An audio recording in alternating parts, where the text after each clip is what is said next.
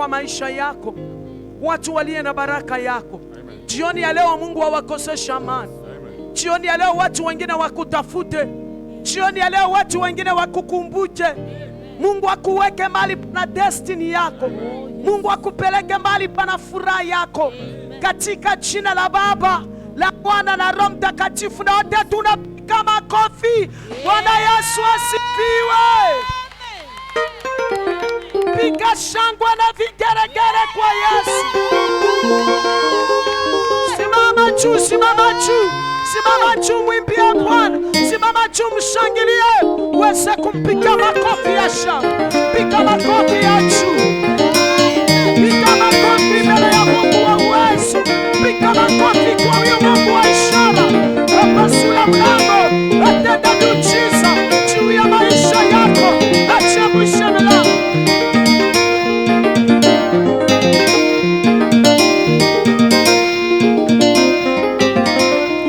Bwana Yesu asifiwe. Amen. Geukia jirani yako, msalimie, mwambie Bwana asifiwe. Mwambie jana ulikuwa wapi? Wednesday ulikuwa wapi? Muulize, anakupa reason? Hakuna. Haleluya. Amen. Haleluya. Amen. Mwambie achaka hizo. Mwambie unapitiza baraka bure tu. Mwambie, kwani unamwogopa? Geukia mwingine. Nataka tumwimbie Bwana wimbo moja ili tukaweze kupokea neno la Bwana. Jina la Bwana libarikiwe. Wale tulikuwa Wednesday tulishiba. Sasa wewe kama ukukuje pole sana, lakini jitahidi leo ushibe. Amen. Bwana apewe sifa. Bwana mko wazito, kwani mlikula nduma ama mlikula kwanga ama mlikula vitu gani zinawafanya mko wazito wazito? Hata maombi yenu unajifuruta. Mwambie nyache space. Ambia jirani yako. Mwambie unyache space. Haleluya. Bwana wangu nitakuimbia. Bwana wangu nitakuimbia. Wakati ningali na pumzi nitakuimbia. Wakati ningali na pumzi nitakuimbia. Bwana. Bwana wangu nitakuimbia. Bwana wangu nitakuimbia. Wakati ningali na pumzi nitakuimbia. Wakati ningali na pumzi nitakuimbia. Bwana. Mungu wangu nitakuchezea. Masia wangu nitakupa sifa. Wakati ningali na pumzi nitakuimbia. Wakati ningali na pumzi nitakuimbia. Bwana. Bwana wangu nitakuimbia. Masia. Bwana wangu nitakuimbia. Wakati ningali na pumzi nitakuimbia. Wakati ningali na pumzi nitakuimbia. Bwana. Bwana asifiwe. Kwani tuko naimba ni Kizungu ni Swahili? Si ni Swahili. Sasa wimbo huko paka nachangia kucheza, unacheza na unaimba. Bwana asifiwe. Si una dance lakini wenda na vyote viwili mara moja. Ni Swahili. Bwana wangu nitakuimbia wakati niko na pumzi. Ile pumzi uko nayo ni yako. Si ni ya Mungu. Bwana asifiwe. Anakuripishaka. Unalipaka. Sasa kwa nini usimwimbie Mungu unafanya maringo? Bwana asifiwe. Imba, cheza, abudu Mungu. Aone kweli nilimwacha kudunia na maana anastahili kubaki kudunia. Kama unafanya maringo Mungu atakuondoa.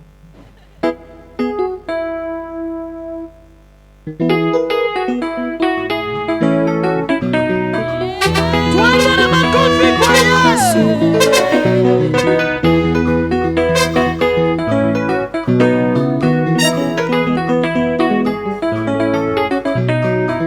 Mikono juu, mikono juu, mikono juu. Mikono juu, mikono juu. Sifa, sifa, sifa. Shangwe, shangwe, shangwe. Vigelegele, vigelegele, vigelegele. Vigelegele, vigelegele.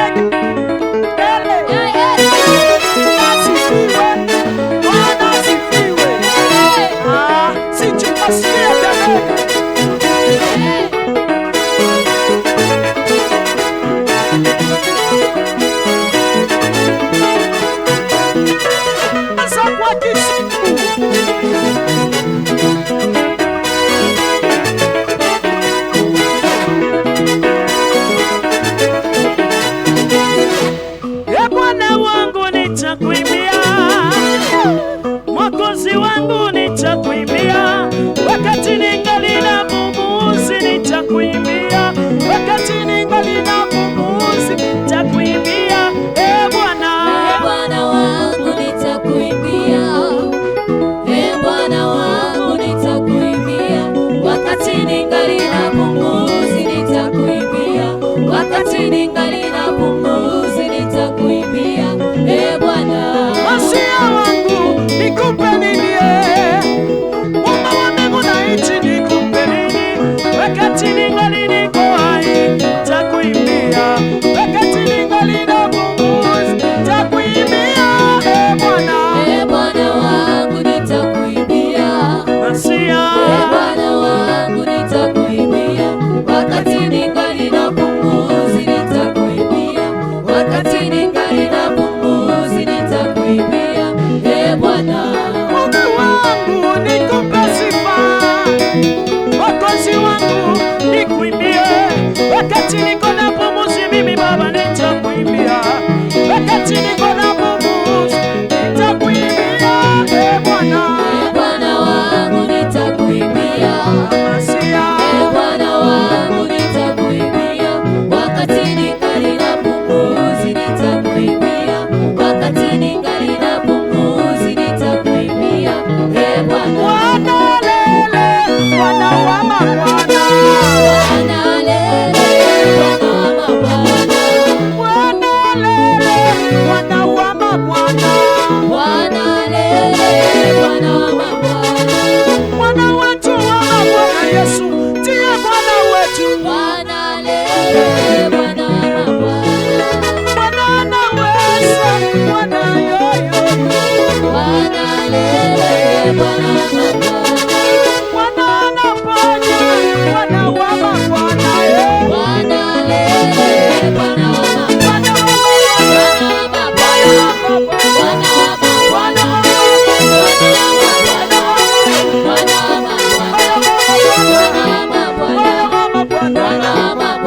wa mabwana,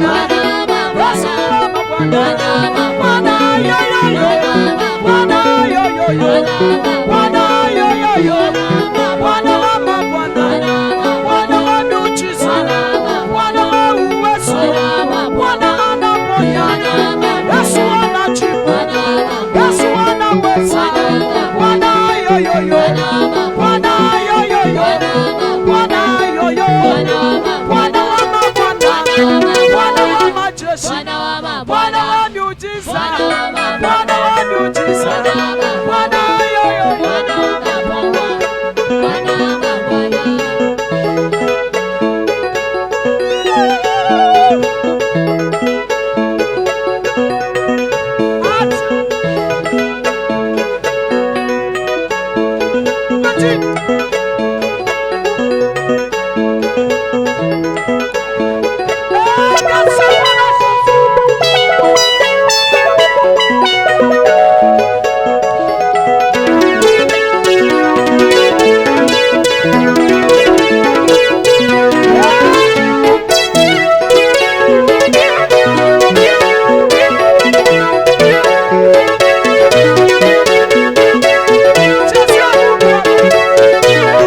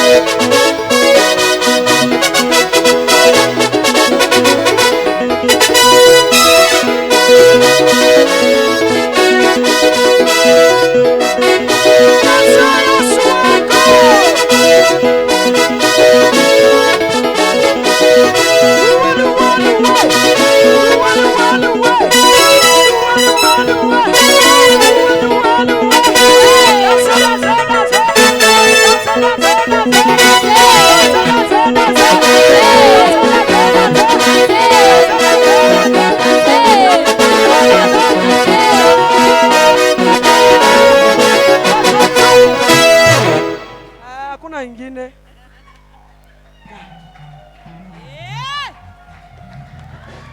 Amen. Bwana sifiwe. Unajua Shetani anaumiaka kwa nini mimi naishi, lakini sasa hata mimi mwenyewe najua anaumiaka. Sasa acha nimuumize ajue kwa nini mimi naishi. Bwana sifiwe. Mimi naishi juu ya utukufu ya nani? Ya Mungu. Kile niko ni juu ya utukufu ya nani? Mungu. Ukikumbuka hiki kitu, muabudu Mungu wako. Ukuwe na njaa, umeshiba, ikifika muda ya kumwabudu Mungu jiachilie. Hapana sasa njoo milomo inakauka. Hata lipstick haupake njoo bantu bajue mimi sina sawa. Bwana sifiwe. Katika utukufu wa Mungu unajiachilia. Wakati mimi nacheza mampepo kunatoka. We shinda hapo kinicheka Lidi. Mimi naenda. Amen. Mimi naenda. Bwana sifiwe. Amen. Lidi yako na nichokola cheza yako paka na nicheka. Charles na yako pake. Charles ukupaka na dance ya ile bababu. Ya ule mwalimu wenu ule. Bwana sifiwe. Mjamsabu ule mwalimu wenu. Amen. Unapaswa kuchange. Mpe Yesu makofi. Mpe Yesu makofi. Mwambie jirani yako Sunday uchange. Geukia mwambie Sunday change. Mwambie Sunday badilisha dance. Usicheze ile dance ya Charles. Amen. Do dance ya Charles. Hata shuko chini. Shuko chini. Charles yako baki. Yo dance ya babosa. Bwana asifiwe. Jina la Bwana libarikiwe. Baba, kuja sema na watumishi wako. Tunakuongoja, tuko lazima ya neno lako. Mtumishi wako anapopanda mali hapo mpake mafuta. Yapotoe Bwana uonekane. Najua watu wako tunaenda kupokea deliverance. Tunaenda kupokea baraka. Neno lako libarikiwe. Katika jina la Baba, la Mwana na Roho Mtakatifu naomba nikisema. Hii wakati tunaenda kumkaribisha Papa Bishop Jean-Pierre Mubiai anapopanda kwa madhabahu. Hebu piga makofi pamoja na Brother Sam. Shangwe.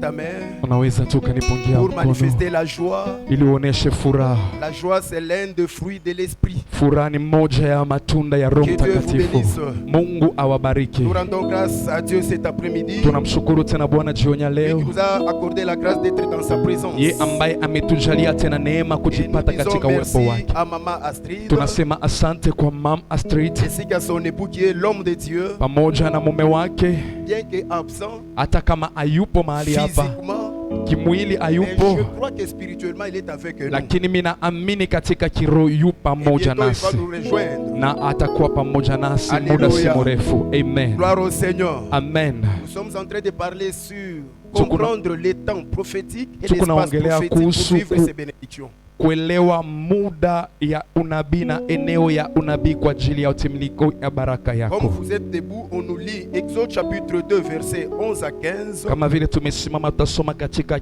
Kutoka sura ya 2. Pour ceux qui écrivent, Kwa wale wanaoandika, tu peux écrire aussi. On commence avec Actes chapitre 7 versets 23 à 29. Matendo ya Mitume sura wa 7. Actes chapitre 7 versets 23 à 29. Sura 7 23 hadi 29. Exode. Tu commences, lis seulement chapitre 7 versets 23 à 29 parce que c'est Acte. Actes des apôtres. Matendo ya Mitume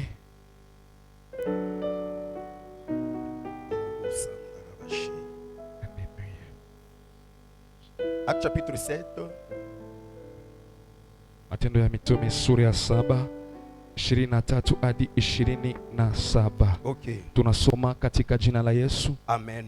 Alipokuwa na umri wa miaka 40, aliamua kwenda kuwaona ndugu zake wa Israeli huko waliwaona mmoja wao akitendewa vibaya, akaenda kumwokoa, na kwa kulipiza kisasi akamuua yule Mumisri. Alidhani ya kwamba Waisraeli wenzake wangeelewa kwamba Mungu angemtumia yeye kuwakomboa, lakini hawakuelewa hivyo. Kesho yake aliwaona Waisraeli wawili wakipigana, akajaribu kuwapatanisha akisema, nyinyi ni ndugu, kwa nini basi kutendeana vibaya nyinyi kwa nyinyi? Yule aliyekuwa anampiga mwenzake alimsukuma Musa kando akisema, ni nani alikuweka wewe kuwa kiongozi na mwamuzi wetu? Je, unataka kuniua kama ulivyomuua yule Mumisri jana? Baada ya kusikia hayo, Musa alikimbia akaenda kukaa katika nchi ya Midiani, na huko akapata watoto wawili. Amen. Veuillez vous asseoir. Comme on a lu le premier verset. Kama vile tumesoma mstari wa Et je kwanza. veux qu'on lise aussi Genèse. Pour ceux qui écrivez aussi Genèse Kwa wale chapitre wanaoandika 16, tutaandika pia Mwanzo 16, verset 1 à 6. Mwanzo 16 kuanzia sura ya kwanza hadi wa 6. Et puis Genèse chapitre 21, Na Mwanzo 21 verset 9 à 17. 9 hadi 17. On nous lit seulement Genèse chapitre 16, verset 1 à 6. Tutasoma tu Mwanzo 16 1 hadi 6 katika jina la Yesu. Biblia inasema, basi Sarai mkewe Abrahamu alikuwa bado hajamzalia mumewe mtoto, lakini alikuwa na kijakazi aliyeitwa Agari kutoka Misri. Basi Sarai akamwambia Abrahamu, unajua kuwa Mwenyezi Mungu ajanijalia kupata watoto. Mchukue Agari mchakazi wangu,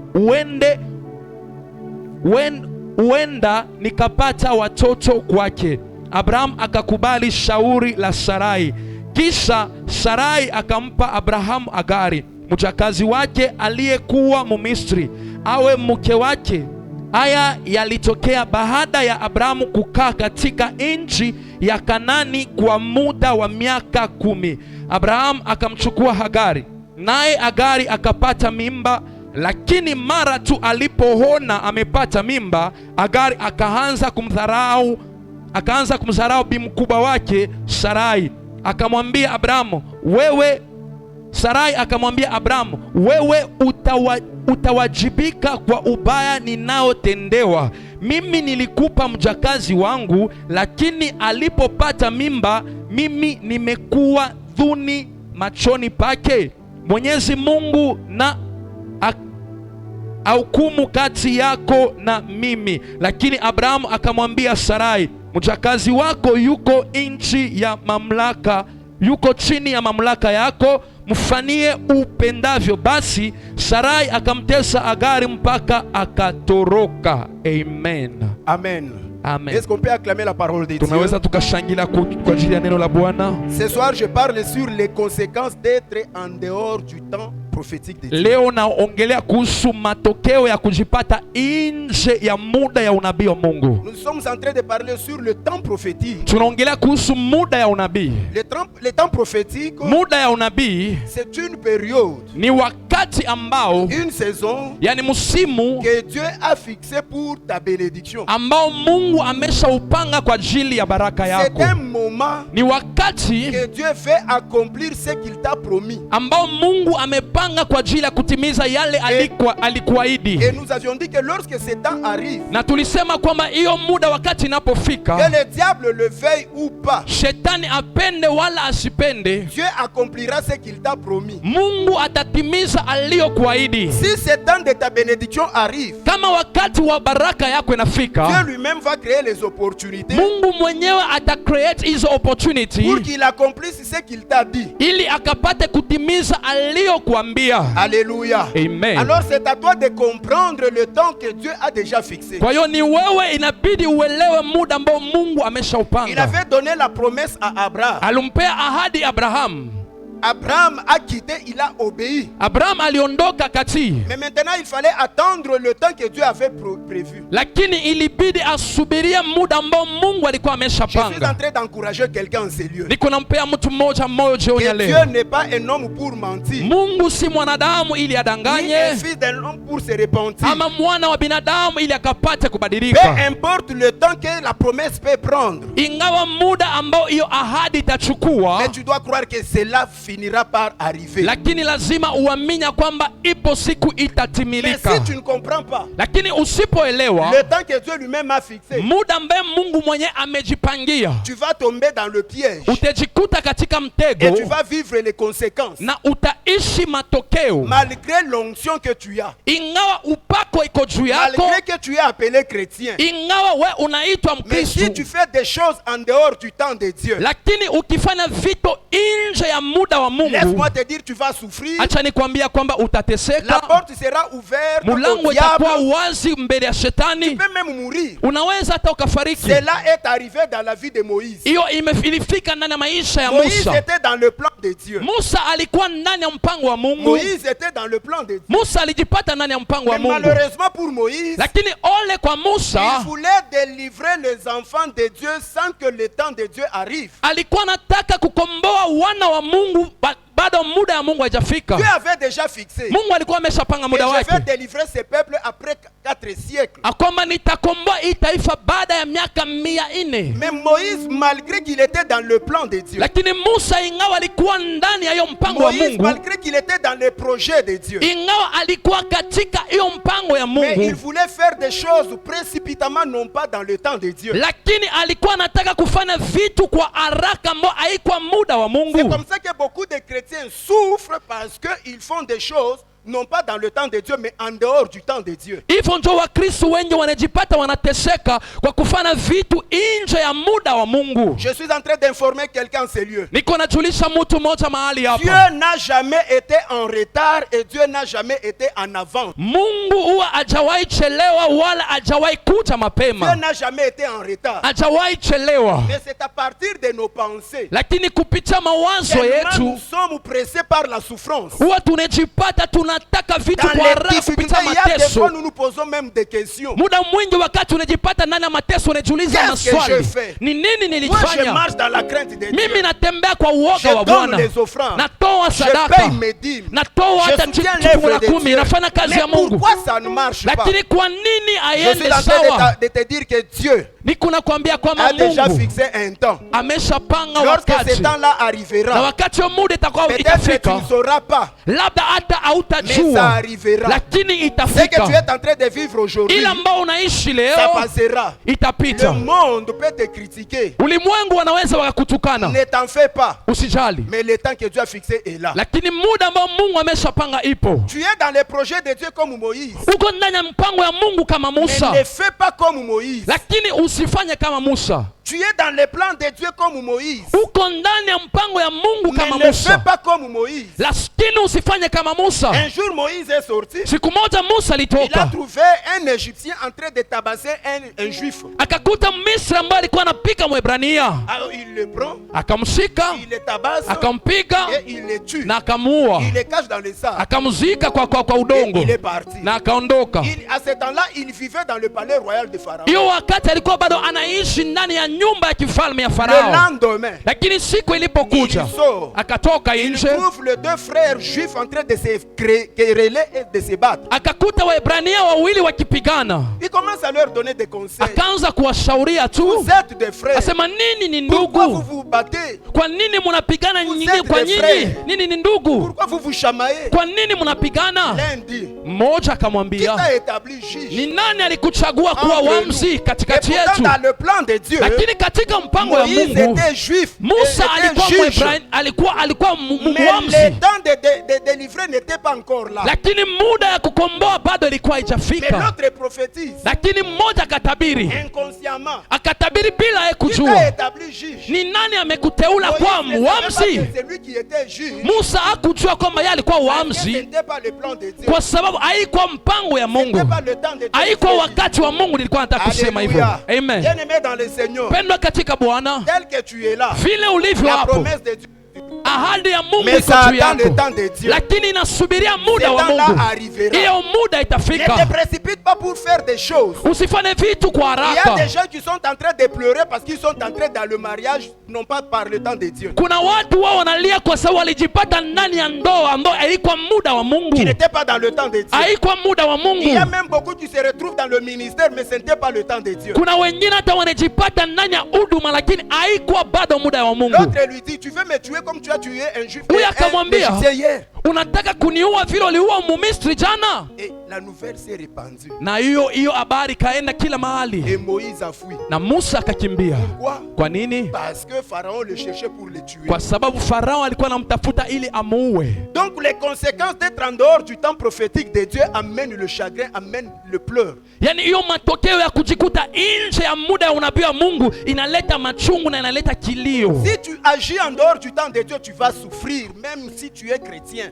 Ukitenda nje ya muda wa Mungu utateseka, hata kama wewe ni Mkristo. Mais tu vas souffrir. Mpendo, utateseka. Moïse était dans le plan de Dieu, mais il a fui la mort. Musa alikuwa ndani ya mpango ya Mungu, lakini alikimbia mauti. Mais lorsque le temps de Dieu était arrivé, Lakini wakati muda wa Mungu ulipofika, Moïse refusait de rentrer en Égypte. Musa alikataa kurejea Misri. C'est pourquoi pour comprendre le temps de Dieu, il faut avoir l'intelligence spirituelle. Kwa maana kwa ajili ya kuelewa muda wa Mungu lazima tuwe na akili ya kiroho. Ne fais pas des choses en dehors du temps de Dieu. Usifanye vitu nje ya muda wa Mungu. Malgré la promesse que tu as, Ingawa ahadi unayo, malgré la promesse que tu as, ingawa ahadi unayo, attends le temps que tu as déjà fixé subiria dans ta vie. muda ambao Mungu ameshaipanga juu ya maisha yako, itafika. Alléluia. Amen. La Bible dit que Moïse pensait Biblia inasema kwamba Musa que alifikiria Dieu a suscité quelqu'un pour le délivrer. kwamba Mungu amepanga mtu aje kumkomboa. C'était la pensée de Moïse. Hiyo ndio ilikuwa mawazo ya Mais ce n'était Musa, pas la pensée de Dieu. lakini hiyo haikuwa mawazo ya Mais bien Mungu. aimé, il y a des gens qui pleurent aujourd'hui Mpendwa, kuna watu wanalia leo parce qu'ils pensaient kwa sababu walikuwa que ce qu'ils sont en train wakifikiria de faire, kwamba yale walikuwa selon wanafanya leur pensée, kutokana na mawazo c'était le yao temps de Dieu. ilikuwa ni muda wa et pourtant Mungu, ce n'était pas le temps de lakini Dieu. haikuwa bado muda wa Mungu. Alléluia. Amen. Les gens pleurent. Watu wanalia, D'autres pensent que Dieu les a abandonnés. wengine wanafikiria kwamba Mungu Non, anawaacha. Dieu ne t'a pas Hapana, abandonné. Mungu La Bible dit hajakuacha. que Dieu n'abandonne pas ses enfants. Biblia inasema Mungu huwa haachi watoto Ce wake. qui est là, Ile ambayo toi tu as inayotendeka agi en dehors du temps de ni Dieu. we ulijipata umetenda nje ya muda wa Mungu, Alors cela n'engage pas Dieu. yaani hiyo haimruhusu Mungu. Mais bien aimé, cela est arrivé dans la vie de Sarah. Mpendo, hiyo ilifika ndani ya maisha ya Dans Sara Genèse chapitre 16 qu'on vient de nous lire. katika Mwanzo 16 ambao tumesoma. Sarah et Abraham avaient la promesse de Dieu. Sara na Abrahamu walikuwa na ahadi ya Mungu. C'est très dangereux d'agir en dehors du temps de Dieu. Ni hatari sana kujipata unatenda nje wa bien muda aimé wa chrétien, Mungu. C'est Mpendo wa très Kristo, dangereux d'être en dehors du temps de Dieu. yaani ni hatari sana kujipata unatenda nje ya muda wa Tu Mungu. vas vivre des conséquences. Utaishi matokeo. Alléluia. Amen. Les années passées, Miaka Sarah imepita, voyait son corps. Sara aliona hali ya Sarah mwili voyait wake, sa vieillesse. aliona uzee. Elle regardait Moïse. Ye wakati Abraham alikuwa plutôt, anamuona Abrahamu mumewe, elle voyait Abraham en train de vieillir. alikuwa akimuona mume wake akiwa Et la anazeeka, promesse de Dieu tardait. na ahadi ya Mungu ilikuwa Pour ikichelewa. Sarah, le temps de Dieu passait. Kwa Sara muda wa Mungu ilikuwa imepita. Alléluia. Amen. Pour Sarah, malgré ce que Dieu leur avait dit, Ingawa ile Mungu aliwaambia, Sarah dit à Abraham, Sara akamwambia Abrahamu, Abraham, Abrahamu, regarde Agar, angalia Agari, ma servante. huyo mfanyakazi Lis wangu. très bien la Bible. Soma vizuri Biblia. Sarah dit, Sara Dieu m'a akasema, rendu stérile. Mungu amenifanya mtasa, Alors je te propose, Abraham, kwa hiyo na kuomba de prendre ma Agar, servante Agar, chukua tu mfanyakazi wangu va Agar, avec elle. enda naye. Mais bien aimé, la Bible dit, Biblia inasema hivyo nos mpendwa, pensées ne sont pas les pensées de kwamba Dieu. mawazo yetu si mawazo ya Mungu, Nos voix njia ne sont zetu pas les voix. sio njia za Mungu. Est-ce qu'il y a quelqu'un qui comprend? Kuna mtu anaelewa Les hiyo? pensées ne sont pas les pensées de Dieu. Mawazo yako si mawazo ya Écoutez les Mungu. pensées de Sarah. Sikiliza sasa mawazo ya Sara. Lorsque Agar mettra au monde, Wakati Agar atazaa mtoto, les enfants là seront le mien. au watoto watakuwa kama Ça, ce sont watoto les wangu. pensées de Sarah, mais ce n'était pas les pensées de Dieu. Hiyo ilikuwa ni mawazo ya Sara, lakini haikuwa mawazo ya Mungu. Alors Abraham a écouté sa femme Sarah. Abrahamu akamsikiliza Elle mkewe, a pris Agar. akachukua Agar. La Bible dit que lorsque Agar s'est vue enceinte, Biblia inasema Agar alipojipata yeye ni le mjauzito, problème commence. tatizo ikaanzia Parce que ce hapo, n'était pas dans les plans de Dieu. kwa sababu haikuwa ndani ya Ce mpango wa n'était pas Mungu, le temps que Dieu avait déjà fixé. haikuwa muda ambao Mungu alikuwa Ce n'était ameshapanga, même pas la voie que Dieu avait prévue pour que Abraham ait la postérité. hata haikuwa moja ya njia ambayo Mungu alipanga ili Abraham apate Laisse-moi te kizazi. dire, Acha nikwambie, lorsque le temps arrive, wakati muda Dieu inafika, lui-même Mungu mwenyewe Dieu atadichorea lui-même njia va yake, ouvrir la voie. yeye mwenyewe atafungua njia. Toutes les barrières qui sont devant toi, Hayo malango yote iko Dieu mbele lui-même yako, va les écrouler. Mungu mwenyewe Toutes les portes qui ataiangusha. sont fermées devant toi, Hiyo milango yote parce imefungwa que mbele le temps yako, arrive, kwa sababu muda Dieu inakuja, lui-même ouvrira ses portes. Mungu mwenyewe atayafungua hayo malango. Alléluia. Dieu lui-même s'en Mungu chargera. mwenyewe. La pensée de Sarah, Mawazo ya Sara, l'enfant qu'Agar mettra au monde, huyo mtoto ambaye Aga atazaa sera le mien. atakuwa Mais lorsque wake. Agar maintenant s'est vue grosse, Lakini wakati Aga alijipata yeye la mjamzito, Bible dit elle commence à mépriser Sarah. Biblia inasema alianza Et kumdharau le Sara, problème commence. na tatizo Le ilianza, problème commence. tatizo Et ikaanza, Sarah commence à maltraiter Agar. na Sara akaanza kumtesa Et Agar, Sarah maintenant s'en prend à Abraham. na Sara sasa akamrudilia Tout ça Abraham. c'est à cause de toi. Hii yote imefanyika Tout kwa ça, sababu c'est à yako, cause de toi. imefanyika kwa sababu yako. Ces mépris Hiyo madharau doit yote tomber sur toi. itaangutia juu Et yako. Abraham dit, Abrahamu ce n'est akamwambia, pas moi, sio mimi, c'est ta servante. ni yo mfanyakazi Et wako, elle est sous ton na pouvoir. ako chini ya uwezo Fais wako, d'elle ce que toi tu veux. fanya chochote kila ambapo unataka. Et Sarah commence à Na maltraiter Sara Agar. akaanza kumtesa Agar, Le problème commence. tatizo ikaanza Et hapo. Sarah commence à maltraiter Agar. Sara akaanza kumtesa Agar, Et Agar a fui. na Agar alikimbia. Alléluia. Amen. Donc chercher la solution en dehors du temps de Dieu, Yani unatafuta jibu nje ya mpango wa ça va Mungu, t'amener des problèmes même dans ton mariage. itakuletea matatizo hata ndani ya ndoa Comme yako. tu ne mets pas au monde dans le mariage, Kama we auzae ndani ya quelqu'un ndoa, vient te dire, mtu mmoja anakuja tu oh, tu akwambie, sais, il y a une maman ici, unajua hapa nyuma kuna mama si elle fulani, te donne seulement une corde yeye mystique, akikupea tu kamba fulani c'est unafunga fini, kwa tu auras- kiuno, tu tayari seras grosse. utakuwa Et na pourtant, mimba. Dieu a déjà fixé le temps que tu auras des Lakini enfants. Mungu ameshapanga muda ambaye atakupea Comme toi, watoto. tu es pressé d'avoir les enfants, Kama vile wewe una haraka ya tu kupata commences à watoto, consulter les marabouts et les féticheurs. unaanza kwenda kutafuta tafuta waganga Et sijui bien na aimé, à wachawi. Kinshasa, on avait quelqu'un qui faisait même des publicités à la télévision. Mpendwa, Kinshasa kulikuwa na mtu hata alikuwa anafanya matangazo kwa TV, On l'appelait Kumukanga. walikuwa anamuita Kumukanga. Cet homme, lorsqu'il fait la publicité, Huyo jamaa akijipata anafanya matangazo, les femmes qui ne mettaient pas au monde allaient chez cet homme. wanawake wale ambao walikuwa hawapate uzazi walikuwa wanaenda kwa huyo Et mtu. ce qui est grave, Lakini cha la kushangaza, plupart des femmes, même des femmes des autorités, wanawake wengi hata wake wa wakubwa étaient obligées de coucher avec cet homme ilibidi watembee na huyo mtu pour avoir les enfants. ili wapate watoto, Et cet homme a été tué parce qu'il était sorti avec la femme d'un colonel. na huyo mtu aliuliwa kwa sababu mmoja ya wanawake wale alitembea nao ilikuwa mke ya mkuu wa jeshi. Alléluia. Amen. Alléluia. Amen. Bien-aimé dans le Seigneur, Mpendwa katika il y a Bwana, des conséquences. kuna matokeo, Il y a des conséquences. kuna matokeo. Maintenant, lorsque le temps de Dieu était arrivé, Sarah a mis au monde Isaac. Sasa wakati muda ya Mungu ilipofika, Sara akamzaa Isaac, Et Sarah dit à Abraham, na Sara akamwambia Abrahamu, chasse cette femme et son enfant, fukuza huyu mwanamke na mtoto wake Ismaël. Ismaeli, Chasse-le. uwafukuze. Abraham refusait. Abrahamu alikuwa Parce que ça lui akikataa faisait mal au cœur. kwa sababu ilikuwa inamuma. Bien-aimé, laisse-moi te dire, Mpendwa, acha toute nikwambie, bénédiction en dehors du temps de Dieu, baraka yote nje ya muda wa tu peux Mungu appeler cela bénédiction, unaweza ukaita mais ça baraka, va t'amener le malheur. lakini yatakuletea tu ni Parce que c'est une machungu, bénédiction qui vient en dehors du temps de Dieu. kwa sababu ni baraka inakuja nje ya muda Ça va iliyopangwa na t'amener le Mungu, malheur. itakuletea tu ni Cela a machungu. amené le malheur dans la maison d'Abraham. Ilileta machungu ndani ya nyumba ya Abraham qui avait Abrahamu. la promesse.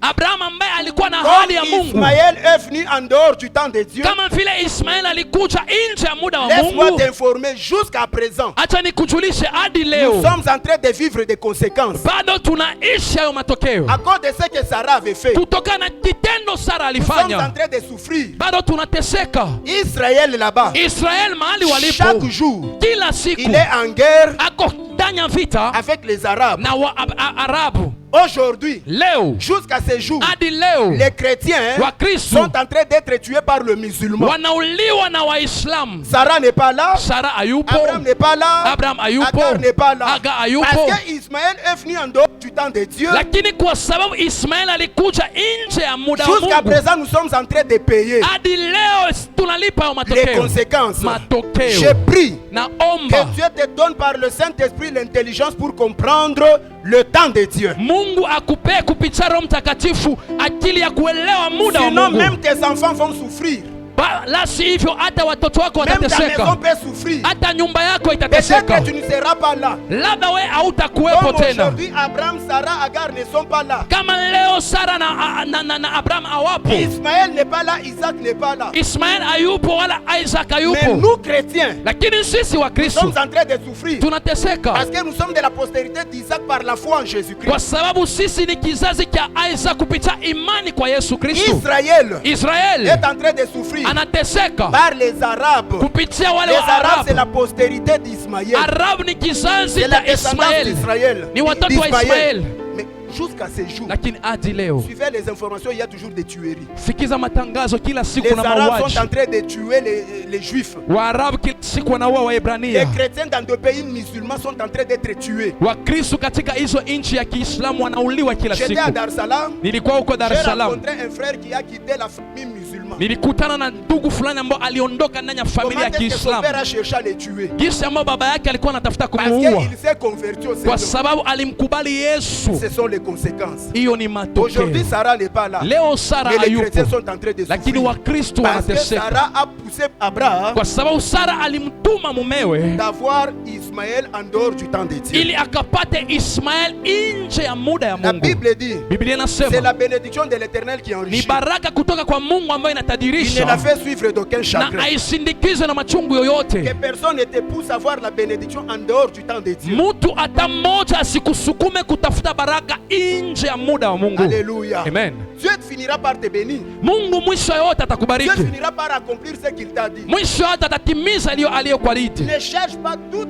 Ismaël n'est pas une bonne bénédiction. Ismael siyo baraka sahihi, Ismaël, c'est une bénédiction qui n'est pas dans le temps de ni Dieu. baraka ambao iko nje ya muda wa Mungu. Moïse a fui. Musa alikimbia Bien qu'il était dans le plan de Dieu. ingawa alikuwa ndani ya mpango wa Mais il Mungu, voulait agir en dehors du temps de Dieu. lakini alitaka kutenda nje ya muda Frère, wa n'agis Mungu. pas en dehors du temps de Ndugu Dieu. yangu, usitende nje ya muda wa Mungu. David Daudi avait l'onction. alikuwa na upako, Et lorsqu'on l'éloignait, na wakati ambapo walikuwa na mpaka on mafuta, lui disait walikuwa que wakimwambia, c'est toi nyota, qui vas paître les troupeaux d'Israël. wewe utachunga kondoo ya Israeli. C'est-à-dire que c'est toi qui seras le roi d'Israël. Asema ni wewe ndio utachunga kondoo ya Israeli, wote kwa mfalme wa À ce Israeli. temps-là, Hiyo wakati Saoul était là. Saul Et alikuwepo, Saoul, lorsqu'il avait compris cela, na wakati Saul alielewa hiyo, il cherchait à tuer David. alikuwa anatafuta kisi gani ya Mais kumuua Dieu Daudi, n'avait pas permis. lakini Mungu hakuiruhusu. 2 fois, Mara mbili Saoul est tombé dans le piège de David. Sauli alijipata ndani ya mtego ya Daudi. David pouvait le tuer. Daudi alikuwa na Pour dire uwezo wa que moi j'ai kumuua l'onction. ili amwambie kwamba ninao Dieu a déjà upako. prophétisé que je serai roi. Mungu ameshatabiri nitakuwa Mais mfalme, David a refusé de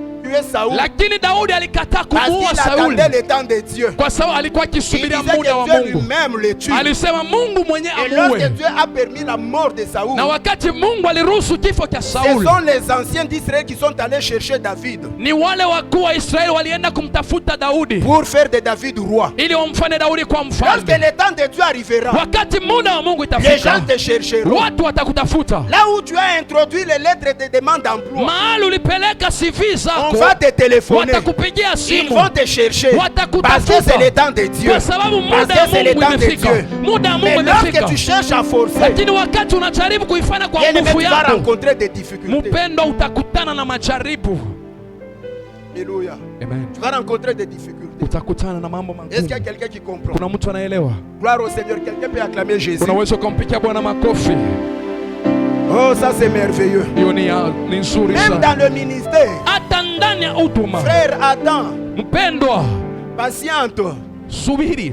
Aujourd'hui, nous avons des dégâts dans nos églises. Leo tuna mambo mengi ndani ya makanisa. Pourquoi? Kwa nini? Parce qu'un jeune, Kwa sababu kuna kijana, peut-être parce qu'il a prophétisé, labda kwa sababu ou bien parce alitabiri, qu'il a imposé la main à quelqu'un et que la personne est tombée. labda kwa sababu aliwekea mtu mkono na yeye mtu akaanguka, Il s'est dit, akasema maintenant je peux entrer dans le sasa hivi pia ministère. naweza nikaingia ndani ya Tu huduma. prêches, les gens disent Amen, Unahubiria Alléluia. watu wanasema amina, Toi, haleluya. tu te dis que c'est le temps. Wewe unasema hiyo ni Même wakati, si tu as la promesse que tu seras ministre de Dieu, hata kama unayo ahadi ambao wewe utakuwa mtumishi wa Mungu, il y a le temps. kuna muda.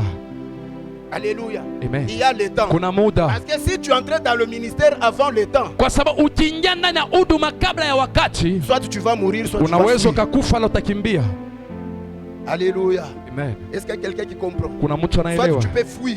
Unaweza ukakimbia, Tu dois être là. inabidi Tu uwe as le hapo. ministère. Una huduma. Attends le temps de Dieu. Subiria muda wa Mungu. Attends le temps de Dieu. Subiria muda Si wa Dieu te Mungu. met à côté de ses serviteurs, Kama Mungu anakuweka kando ya watumishi ceux qui wake, ont l'appel, wale ambao wako na mwito, ils savent le temps. wanajua muda, Ils connaissent le temps. wanajua muda, Ils vont te libérer. watakuongoza na Et ils vont te wakuachilie poser le main. na watakuwekea Et mkono tu vas prêcher la na parole de utahubiri Dieu. injili Alléluia. Amen. Et Dieu sera glorifié. na Mungu atatukuzwa. Mais à cause de ce que tu fais, tu te dis que tu es ministre de Dieu. Lakini kwa ile ambapo unaofanya unasema wewe ni mtumishi wa Mungu, Tu vas souffrir utateseka. dans le ministère. J'ai vu les églises fermer des portes. Nimeona makanisa yakifunga malango, Alléluia. Mais Amen. quelqu'un qui a l'appel, lakini mtu ambaye akuna mwito mandaté par Dieu, ambao Mungu amemchagua, établi par Dieu, Mungu amemweka, malgré les difficultés, ingawa magumu, il sera toujours là. Parce ataendelea que tu, c'est Dieu. kwa sababu ni Mungu. l'a établi. Mungu ndiye alimweka hapo. Gloire au Seigneur. Amen. Alléluia. Amen. Maintenant, le caractéristique du chrétien qui attend le temps prophétique de Dieu. Sasa hiyo hali ya huyo Mkristo ambaye anayesubiria muda wa Mungu, Le chrétien qui attend, Mkristo ambaye anasubiria, les caractéristiques du chrétien qui attend le temps de Dieu. hali ya Mkristo ambaye anasubiria wakati wa Mungu. Habakkuk chapitre 2 verset 1 à 3. On nous lit cela. Habakuku sura wa pili 1 hadi 3. Taisoma. Habakkuk. Je parle des caractéristiques du chrétien qui attend le temps prophétique de Dieu. Naongelea kuhusu hiyo karakteristiki ambayo ya Mkristo ambaye anasubiria muda wa Mungu. Yes. Habakkuk chapitre 2. Habakuku sura wa pili. Est-ce qu'il y a quelqu'un qui a trouvé là-bas dans les Kuna mtu ambaye amepata huko? Kama umepata unaweza ukatusaidia kusoma. Souvent on ne lit pas les Habakkuk. Hein. C'est pas ta Bible. Habakuku Habakkuk chapitre 2 sura wa pili tasoma verset 1 1 à hadi 3. 3. Okay. Biblia inasema hivi: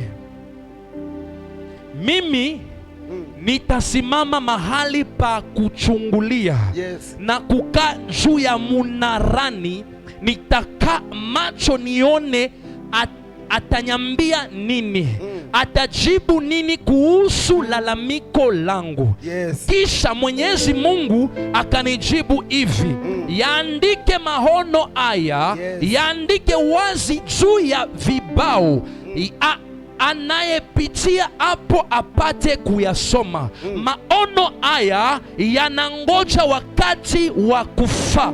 Ni Yes. maono ya ukweli juu ya mwisho. Kama yaonekana kuchelewa, uyasubiri, hakika yatafika wala hayatachelewa. Hakika ya watu Yatafika, yatafika. ça Alléluia. arrivera. Certainement. Yani hakika Ça s'accomplira. itafika. Il dit je suis à mon poste. Anasema niko katika J'attends, zamu je suis en yangu, train de regarder ce que Dieu me dit. niko hapa nasubiria niangalie kile C'est pourquoi j'ai atakachoniambia. aimé comment est-ce que la servante de Dieu nous a conduits dans la prière. Nilipenda sana vile mama yetu alituongoza kwa maombi. Nous sommes en train d'attendre, mais à travers la prière, Tunasubiria lakini kupitia pour maombi, écouter ce que Dieu nous dira. ili tusikie ni nini Mungu Il y a atatuambia. une promesse Kunayo qui ahadi, est dite à travers la prophétie. ahadi ambapo inasema kupitia C'est unabii, une prophétie dont le temps est déjà fixé. inasema kwamba ni unabii ambao kuna muda Dont le imeshawekwa, temps est déjà fixé. muda Bien-aimé dans imeshapangwa. le Seigneur. Mpendwa katika La Bible Bwana, dit que Dieu parle tantôt d'une manière ou d'une autre. Biblia inasema Mungu ananena Dieu namna t'a déjà nyingine ama namna parlé nyingine. Ameshanena par na une wewe prophétie. kupitia C'est unabii. une promesse. Hiyo ahadi Cette promesse hiyo a un ahadi temps déjà fixé. iko na muda ambayo Maintenant, tes imeshapangwa, caractéristiques, lakini sasa hayo c'est matokeo d'être à ton poste ni wewe pour uyasubirie kwa zamu yako. attendre. Écoute les conseils de Dieu. Sikiliza ushauri wa Dieu te Mungu. dit, Mungu anakwambia si ça tarde, kama inachelewa, attends là, wewe uyasubiri, attends là. Si ça subiri, tarde, kama inachelewa, attends-la. subiri, Ça arrivera. Ça itafika, s'accomplira certainement. itafika Donc un hakika. chrétien qui attend la promesse Yani de Dieu, Mkristo anayosubiria ahadi ya qui Mungu, attend le temps fixé de Dieu, anasubiria muda ambao Mungu il est amepanga, là, ako à son hapo poste. katika zamu Peut-être que tu yake. es en train de chanter. Labda wewe ni mwimbaji, Oui, c'est ça ton poste. hiyo ni zamu Tu yako, attends ce que Dieu t'a dit. unasubiri ile Mungu alikwambia. Reste là. Baki Ne hapo, change pas d'église. usibadilishe Oh, depuis kanisa. que j'ai commencé à chanter dans cette Oh, église, toka nilianza kuimba ndani je ya ne vois kanisa rien. sione bien que chochote, Dieu m'a déjà promis labda Mungu et je ameshanyaidi serai élevé. akoma L'élévation nitainuliwa. en question n'est pas là. Yani kuinuliwa kwa Mungu Je vais pas quitter hakutafika, cette église lazima nitoke hii pour aller kanisa dans une autre niende église. kanisa C'est là que lingine, je serai hapo ndio élevé. nitainuliwa. Frère, Mpendwa Sœur, dada la Bible yangu, dit, Biblia inasema attends seulement, subiria tu, attends seulement. subiria tu, Cette prophétie hiyo est unabii dans le chemin. iko katika Ça njia, s'accomplira. itafika, Ça s'accomplira certainement. itatimilika Ça arrivera.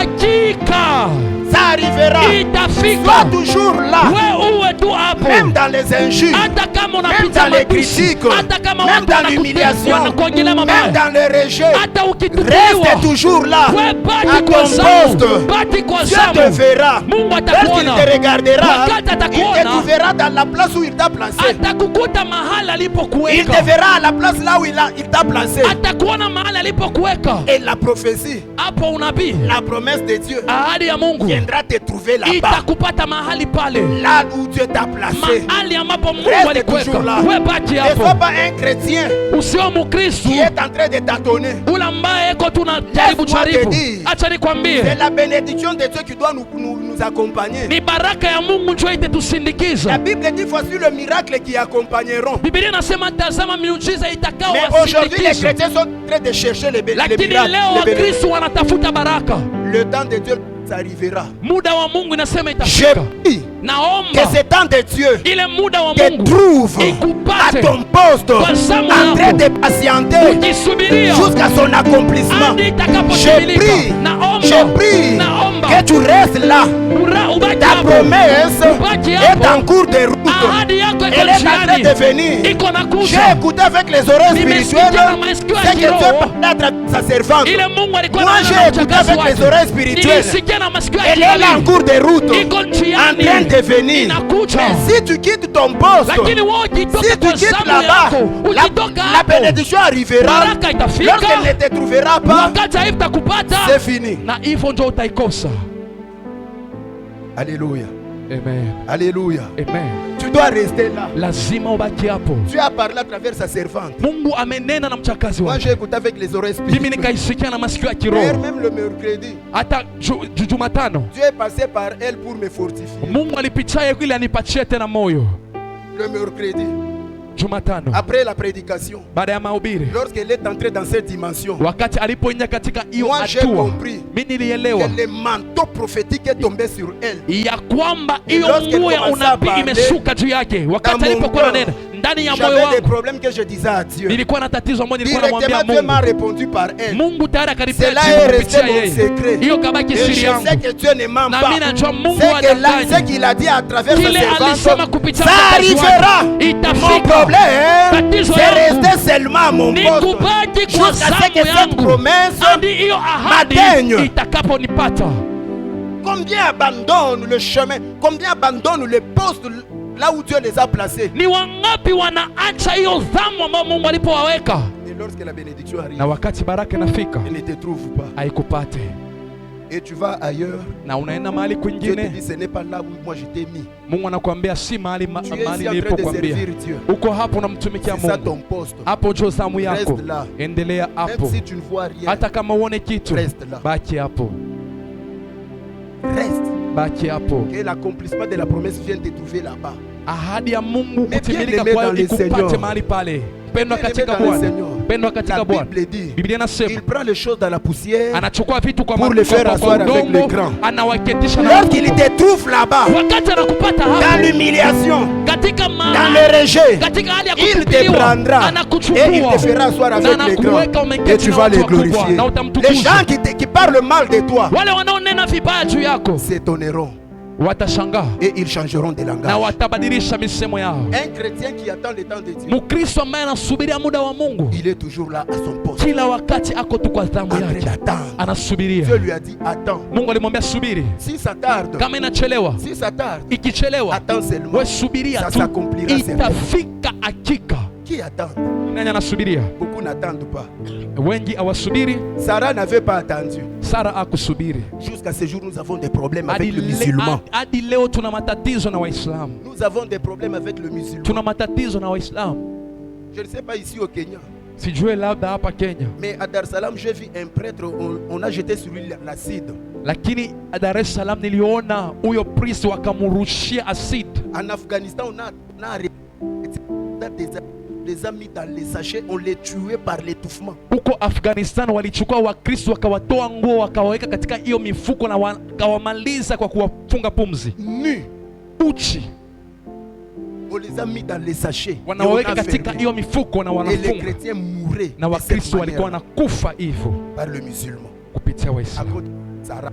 kutokana na kitu kile ambao Sara Aujourd'hui, alifanya. Sarah n'est pas là. Leo Sara hayupo Aujourd'hui, parce que Sarah n'a pas attendu. kwa sababu Sara akusubiria, Sarah n'a pas attendu. akusubiria, Mais aujourd'hui, nous souffrons. lakini leo tunateseka. J'ai pris. Naomba Ma soeur, j'ai pris. dada yangu, Mon naomba frère, j'ai pris.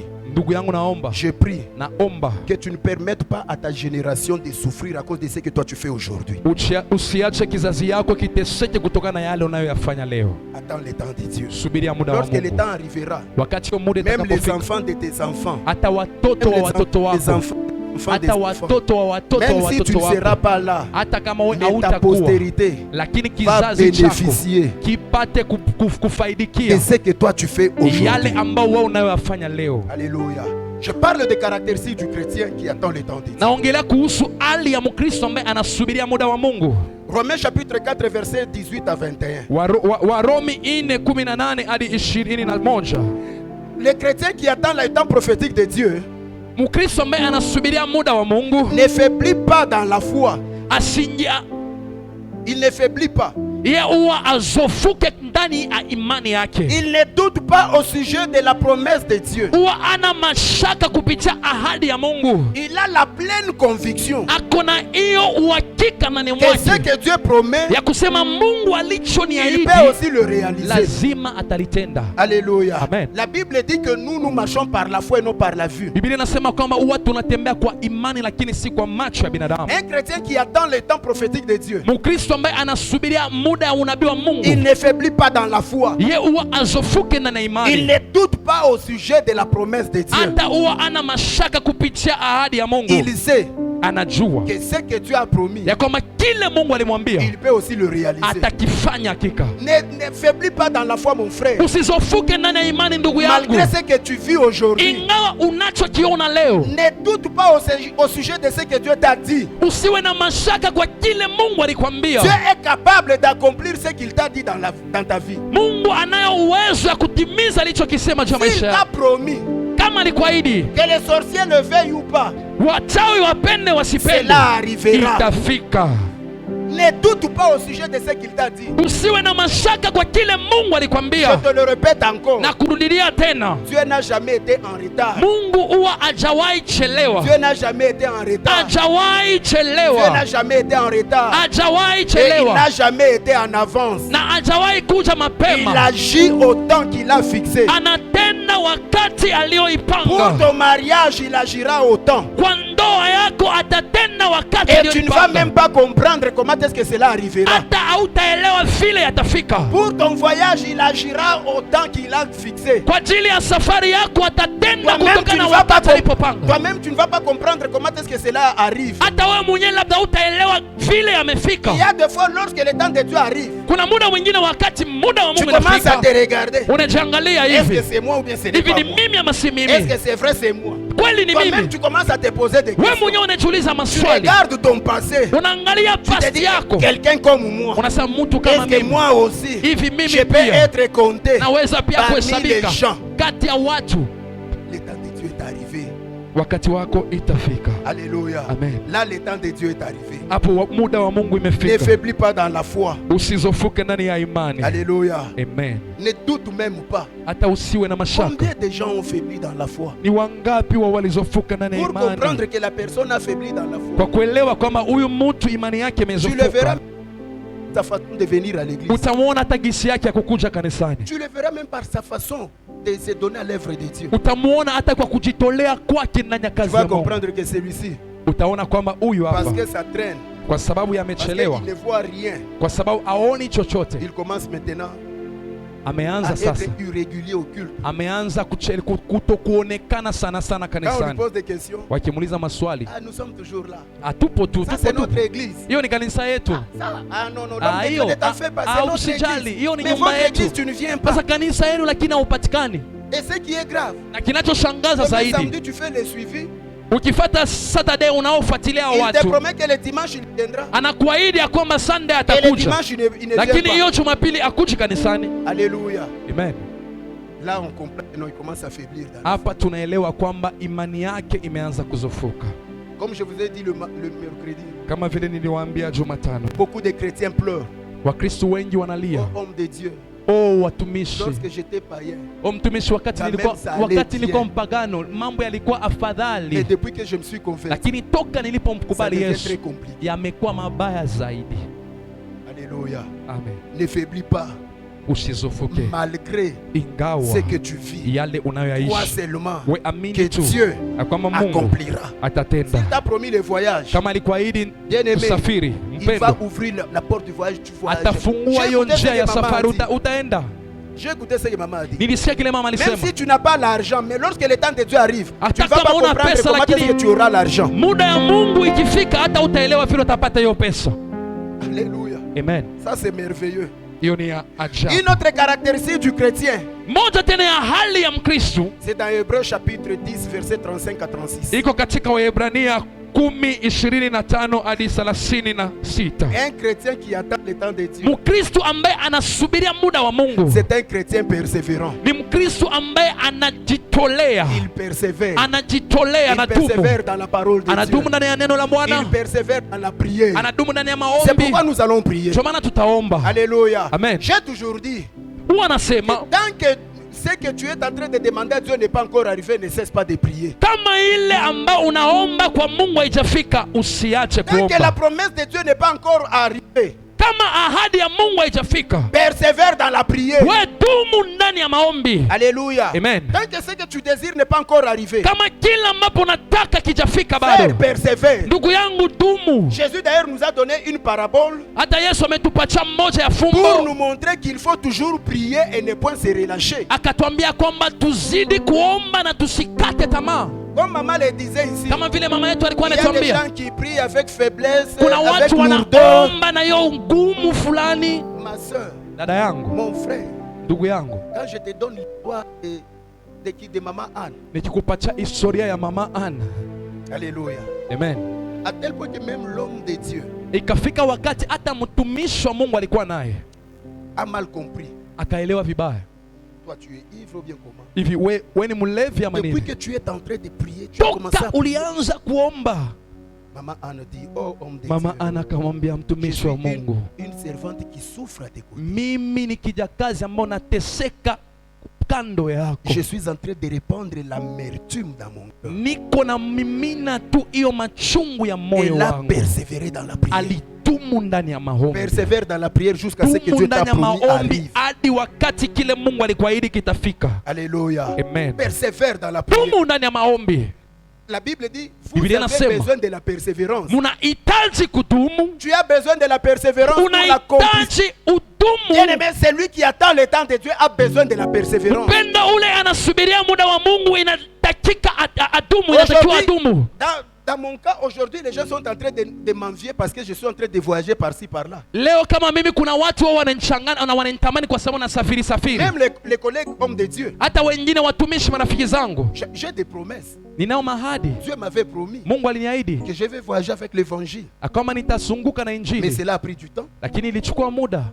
Je persévérais dans la prière. nilidumu ndani ya À maombi. chaque fois, je lui disais, Kila wakati nilikuwa Seigneur, tu m'as nikimwambia, promis Mungu que je uliniahidi vais visiter les différents pays. ya kwamba nitatembea Je nchi vais kadhaa, visiter les différents pays. nitatembea nchi Au moment kadhaa. où je vous parle, il y a une porte de l'Ouganda qui s'est ouverte. Hapa tayari naongea, kuna mlango pia ya Uganda Il y a une porte de imefunguka, l'Afrique du Sud qui s'est ouverte. kuna mlango ya South Africa Il y a une imefunguka, porte de Soudan du Sud qui s'est ouverte. kuna mlango pia ya South Sudan imefunguka. Alléluia. Amen. C'est la promesse de Dieu. Ni ahadi ya Mais ça a Mungu, pris du temps. lakini ilichukua J'ai muda. persévéré dans la prière. Nilidumu ndani ya maombi Je suis en train de te demander. na kuomba pia. Prie, Omba, prie, omba, prie. omba, Persévère dans la prière. dumu ndani ya maombi, Persévère dans la parole de Dieu. dumu ndani ya neno la Bwana. Dieu Mungu finira par accomplir mwisho ya ce qu'il yote t'a dit. atatenda aliyokuambia. Alléluia. Amen. Une autre caractéristique, Moja tena ya hali c'est la patience. ni hiyo uvumilivu. La patience est l'un des fruits de l'esprit. Uvumilivu ni mmoja ya matunda ya Beaucoup Roho de chrétiens Mtakatifu. tombent dans le péché Wakristo wengi wao wanaanguka ndani ya dhambi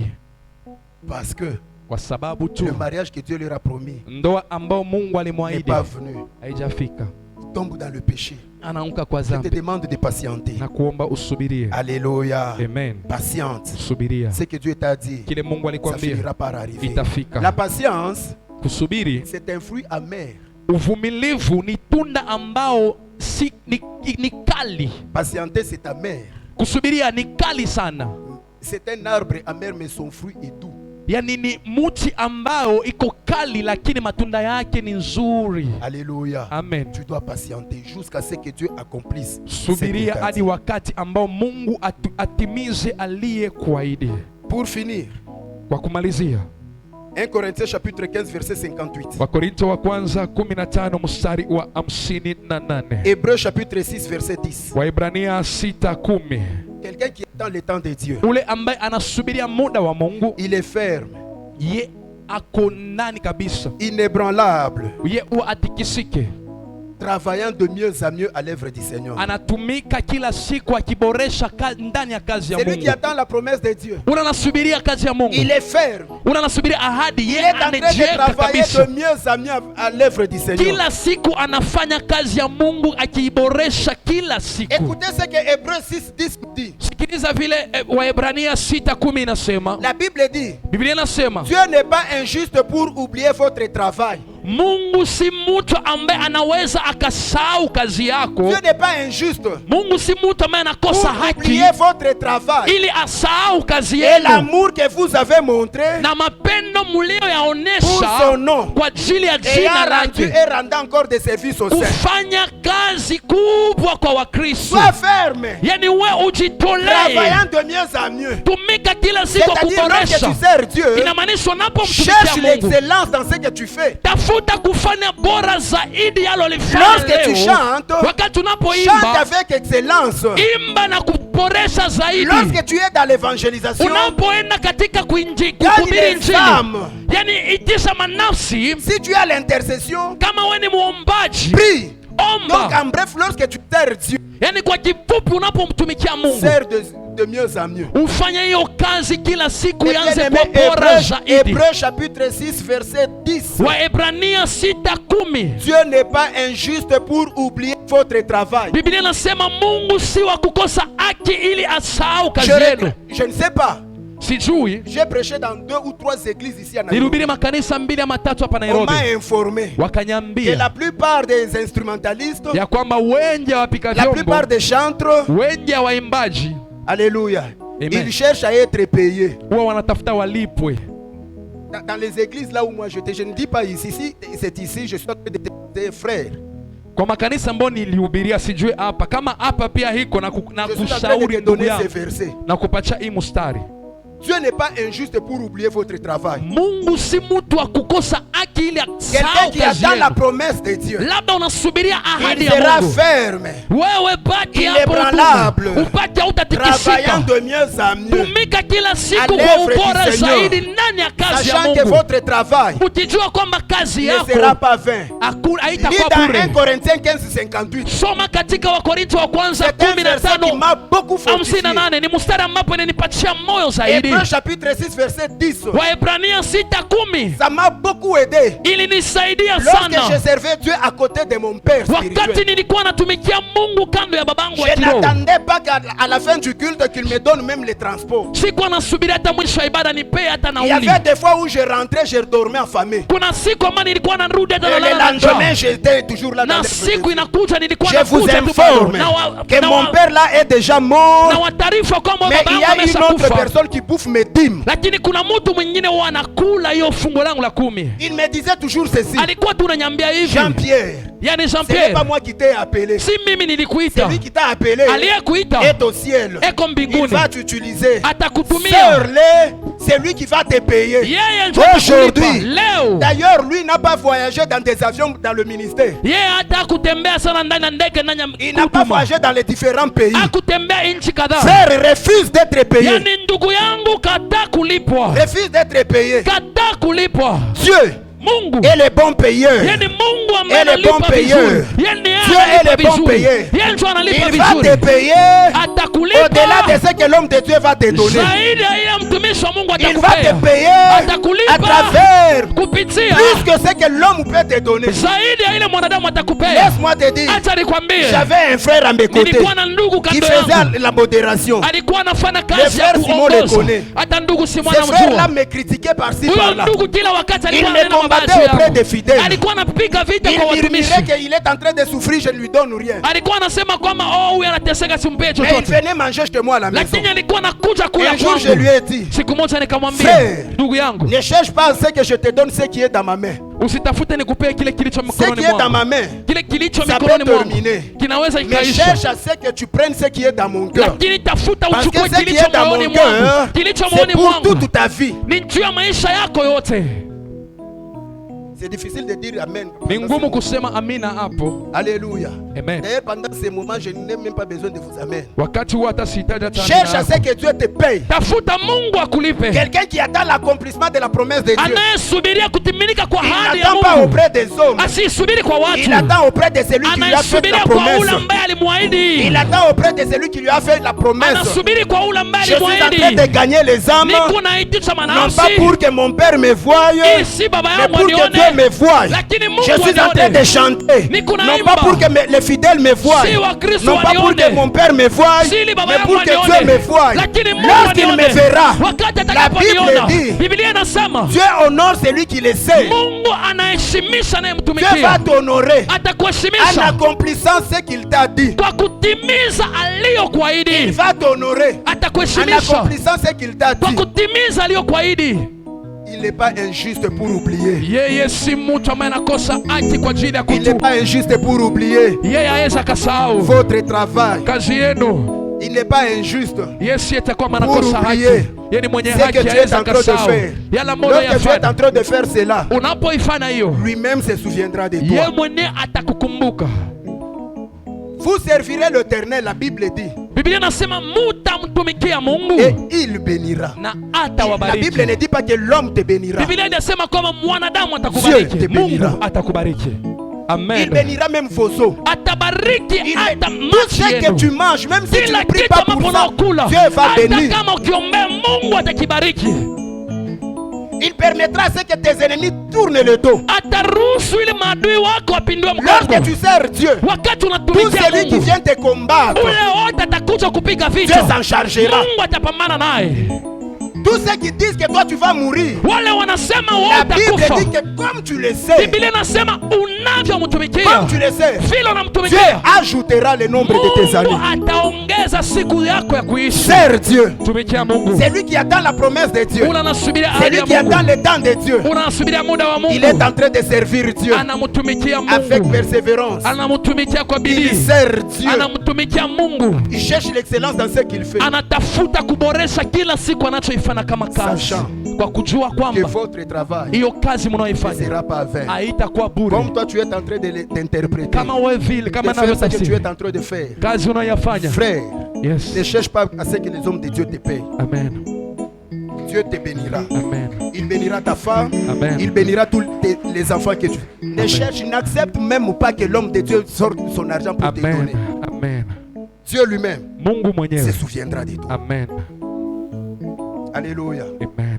Dieu lui-même. Mungu mwenyewe. Mes bien-aimés dans le Seigneur, Pendwa katika Bwana. si Dieu décide de te bénir, Kama Mungu anaamuru akubariki, si Dieu décide de te kama lever, Mungu anaamuru akuinue, si Dieu décide akiamua de te prendre là où tu es, akutoe mahali à upo cause de ce que tu es en train de faire pour lui, kutokana na kile unachofanya kwa ajili yake, le monde va s'étonner.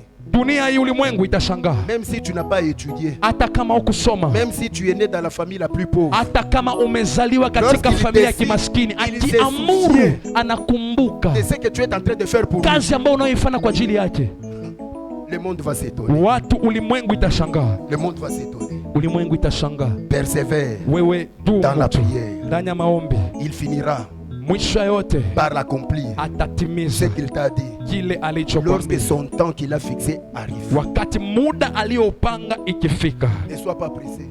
Usiwe na haraka. Tu vas vivre des conséquences comme Sarah et Abraham. Utaishi matokeo kama Tu vas Sara na vivre des Abraham. conséquences comme Moïse. Utaishi matokeo kama Musa. Ils avaient la promesse de Dieu. Walikuwa na ahadi ya Mungu. Moïse était dans le plan de Dieu. Musa alikuwa ndani ya mpango ya Mais comme Mungu, il voulait agir en dehors du temps de Dieu, lakini vile alitaka kutenda nje ya muda wa Mungu, il avait risqué la mort.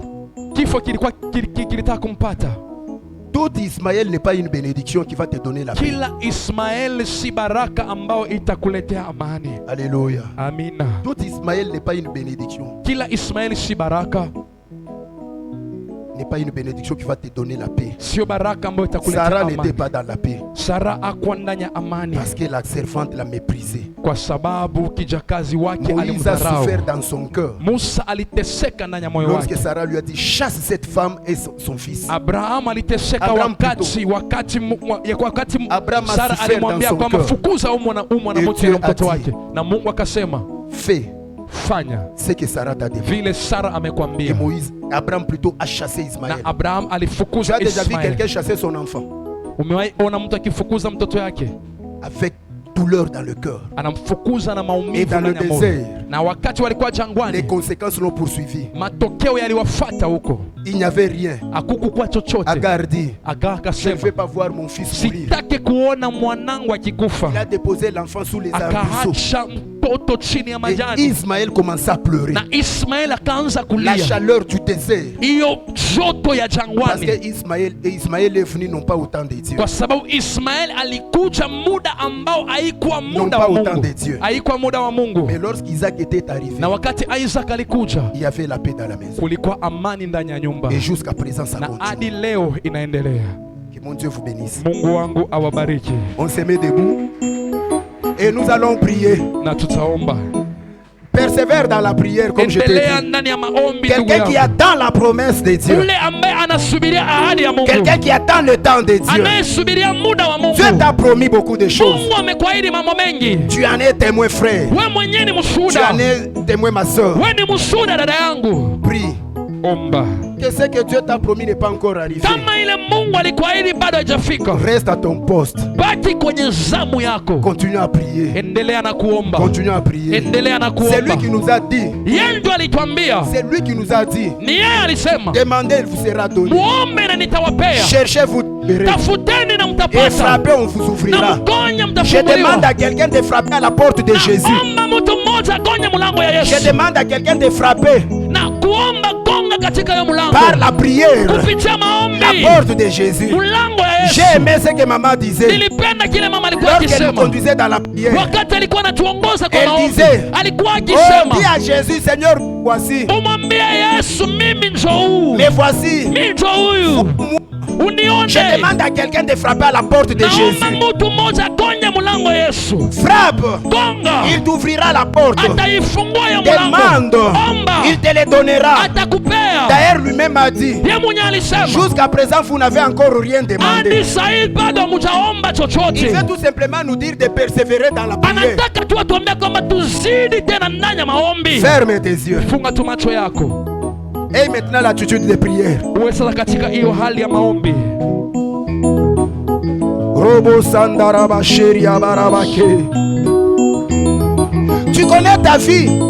utaona maisha yako. Tu connais ta vie. Unajua maisha yako. Tu connais ce que tu es en train d'endurer. Unajua ni nini unayopitia. De l'autre côté, tu as les promesses de Dieu. Labda kando una ahadi ya Mungu. De l'autre côté, tu as les promesses de Dieu. Upande ule una ahadi ya Mungu. Persévère maintenant dans la prière. Lakini dumu sasa ndani ya maombi. Parle à ton Dieu. Ingia sasa kwa maombi. Seigneur, me voici. Umwambia Mungu mimi njoo huyu. Je suis là dans ta présence. Niko ndani ya uwepo wako. Dites-lui à qui irai-je.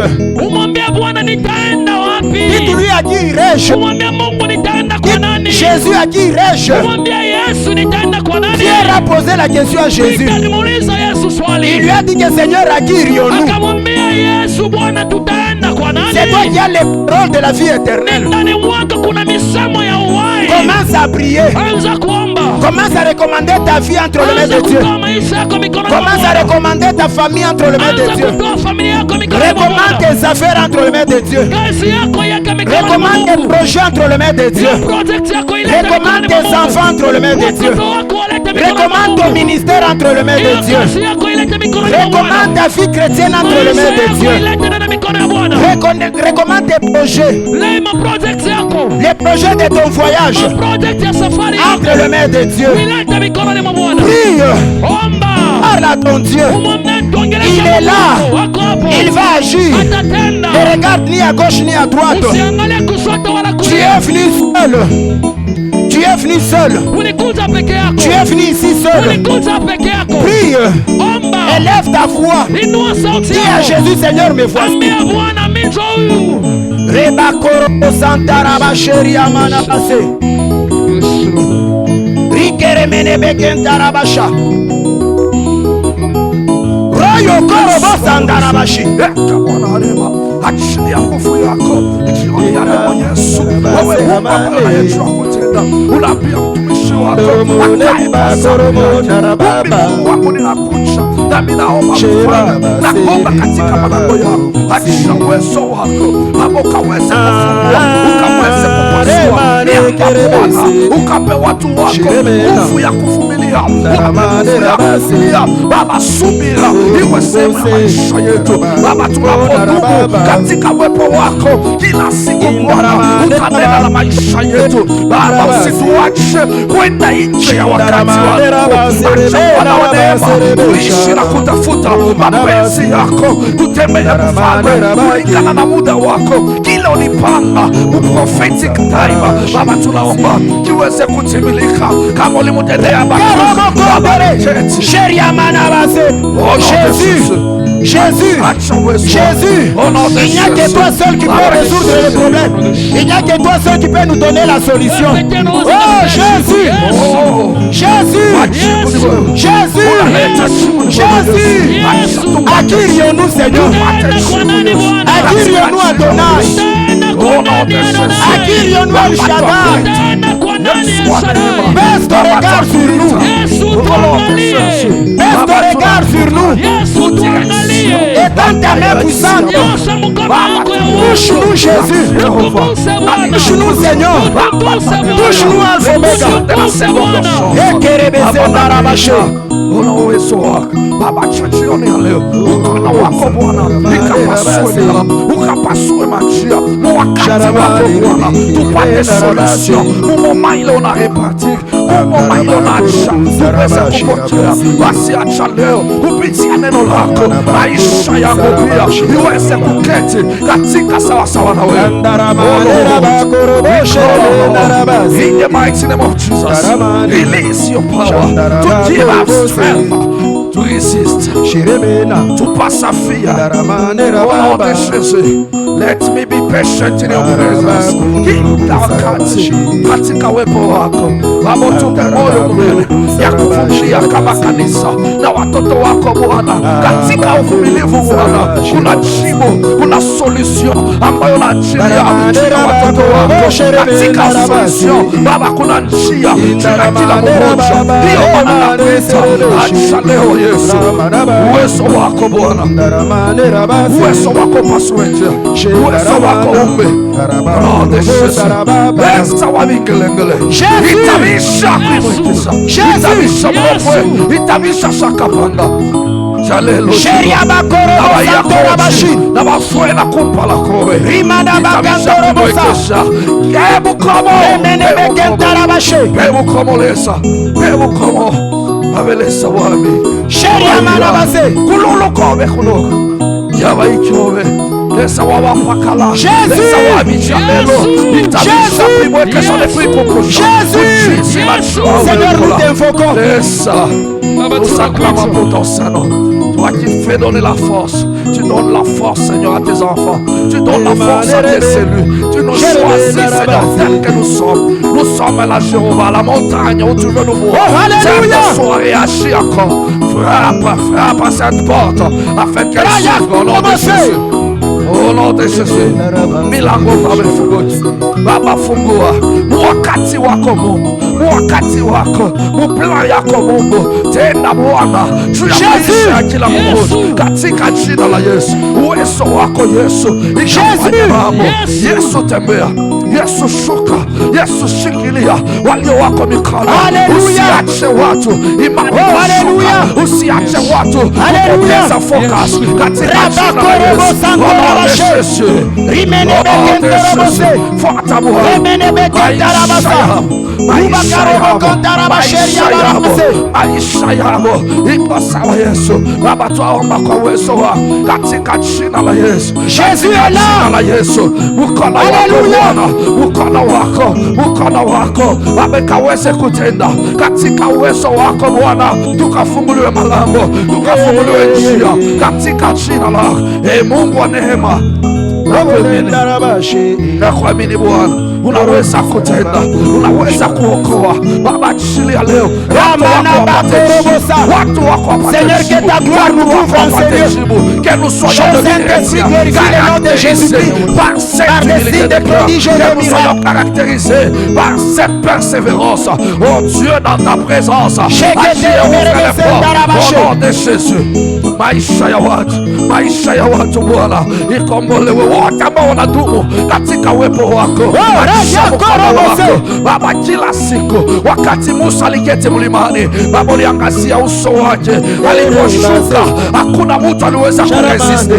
Nami ninakuomba acha leo kwa uwezo wako Yesu, tembelea maisha yao, tembelea Bwana kanisa lako, fungua Bwana na ukomboe kwa uwezo na utukufu wako, in the mighty name of Jesus.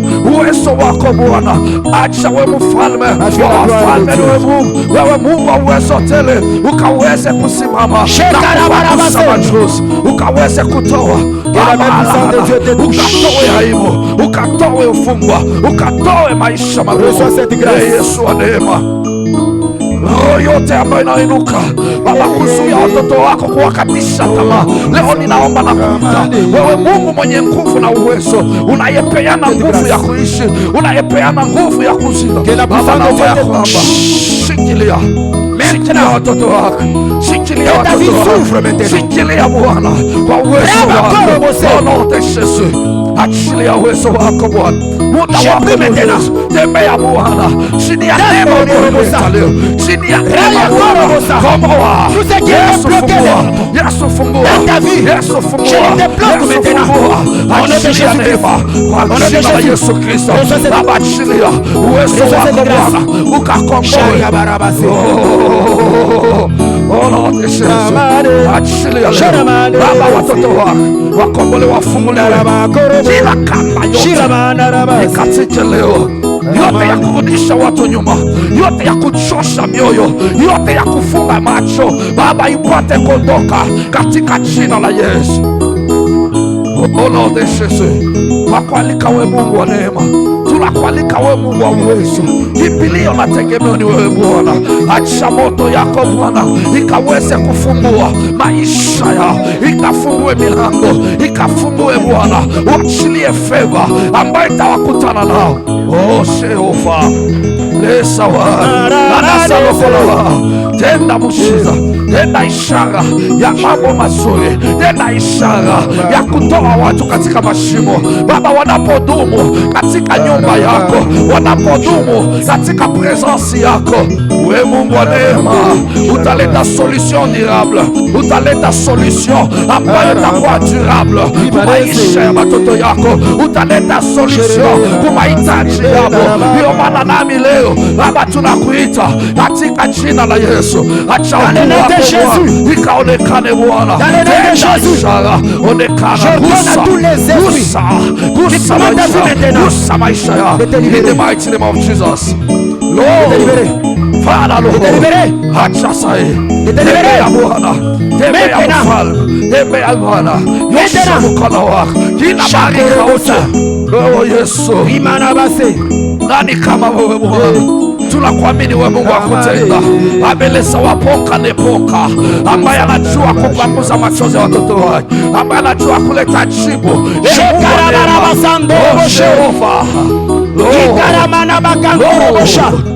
Release your people. Honorable Jésus, jioni ya leo Bwana, kwa neema na uwezo wako. Bien-aimé, commence à faire la prière d'autorité. Mpendwa, sasa anza kuomba maombi ya authority pour anéantir et détruire toutes les œuvres des ténèbres, ili uharibu kazi yote ya giza. Le mercredi, Dieu a révélé à sa servante qu'il y a un esprit de mort sur la vie des enfants. Jumatano Mungu alimfunulia kazi wake kwamba kuna pepo ya kifo juu ya watoto. Aujourd'hui, elle a dit, Dieu parle l'entremise de Dieu que il y a un esprit d'initiation à la sorcellerie dans la vie des enfants. Leo akasema kwamba kuna hiyo roho ya kuingiza watoto katika uchawi. Commence maintenant à chasser cela. Anza kuifukuza sasa. Parce que si ton enfant est sorcier, il va chercher à bloquer ce que Dieu t'a promis. Mchawi ataanza kufunga vitu. Détruis maintenant. Anza kuharibu sasa. Anéantis maintenant. Anza kuharibu sasa. Toutes les œuvres de ténèbres. Anza kuharibu kazi yote ya giza. Toutes les œuvres de kazi ya giza. Toutes les œuvres de ténèbres. Toutes les œuvres de ténèbres.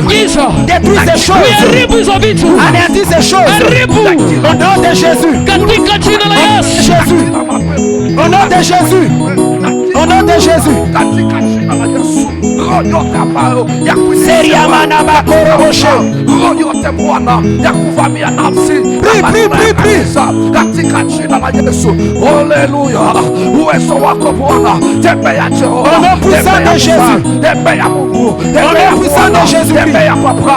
Katika jina la Yesu. Kwa mamlaka yako. Toute initiation à la sorcellerie. Kwa uwezo wako. Tout esprit d'accident. Je le renverse et je le détruis. Au nom de Jésus. Comme toi, Papa. Libère ton peuple. Libère, Papa. Au nom puissant de Jésus. Nous anéantissons tout plan de l'ennemi. Tout ce qui est forcé pour annuler les vies des gens. Seigneur, il n'y a pas de mort. Oh, toute mort prématurée n'a pas d'effet. Oh, Jéhovah. Toute initiation à la sorcellerie sans influence au nom de Jésus. Nous anéantissons ces forces du mal. Père, au nom de Jésus. Homba.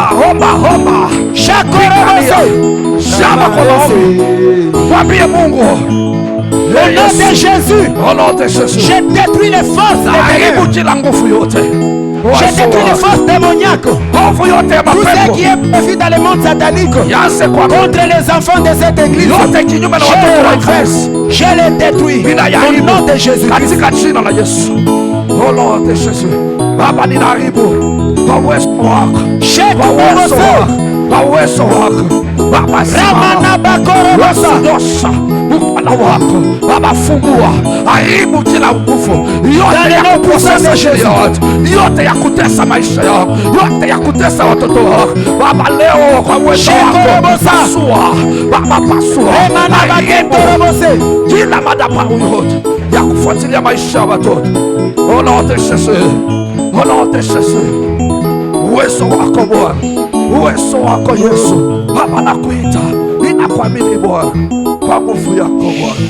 Au nom de Jésus. Bien-aimé, demande à ce que la gloire de Dieu te couvre maintenant et couvre tes... Mpendwa, ita sasa utukufu ya Bwana ikapate kufunika sasa. La gloire de Dieu. Utukufu ya Que Bwana. cette gloire te couvre. Ile utukufu Que ikufunike. cette gloire couvre ta maison. Ile utukufu Que ifunike cette nyumba gloire yako. couvre toute ta vie. Ile utukufu ifunike Commence maisha à yako demander la yote. gloire de Dieu. Anza kuita utukufu ya Bwana. Demande la gloire de Dieu. Itisha utukufu ya Bwana. La gloire de Dieu. Utukufu ya Oui, Bwana. demande la gloire de Dieu. Kweli ita utukufu ya Bwana. Dieu avait dit à Moïse, demande-moi ce que tu veux.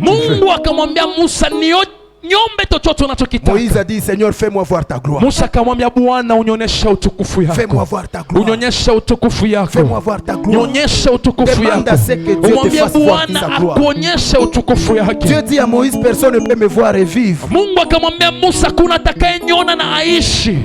Personne ne peut me voir et vivre. Hakuna atakayeniona na Donc aishi. la gloire de Dieu symbolise même sa présence. Yani utukufu hata inaonyesha picha ya uwepo En d'autres wake. termes, dit à Dieu que Seigneur, j'ai besoin de te voir. Yani kwa njia nyingine umwambie Bwana, nataka nikuone Par des signes, des prodiges, de miracles dans ma vie. kupitia alama na miujiza juu ya maisha yangu. Moïse avait dit, fais-moi voir ta gloire. Musa alimwambia Bwana, unionyeshe Dieu lui utukufu dit, yako. personne ne peut me voir et Mungu vivre. akamwambia hakuna atakayeniona na Demande aishi. la gloire de Dieu dans ta vie, dans Ita ta maison. utukufu ya Bwana juu ya Demande maisha la yako, gloire juu ya de nyumba Dieu. yako. Ita utukufu. Demande la gloire de Dieu. Itisha utukufu ya Bwana. Demande la gloire de Dieu. Itisha utukufu Au ya nom de Bwana. Jésus-Christ, alléluia. Katika jina la La Yesu. gloire de Dieu. Utukufu La ya gloire Bwana. de Dieu. Utukufu La ya gloire Bwana. de Dieu. La Utukufu ya gloire de Dieu Bwana. dans cette église. Utukufu ya La Bwana. gloire de Dieu dans ce Utukufu ministère. ya Bwana. La gloire de Dieu dans Utukufu ya tous les Bwana. fidèles. La gloire de Dieu. Baba ninakuita, La gloire est là. yako La gloire est là. juu ya maisha Rokorobo Sande. juu ya kanisa Baba, chini ya wakati Sharia Bakorobo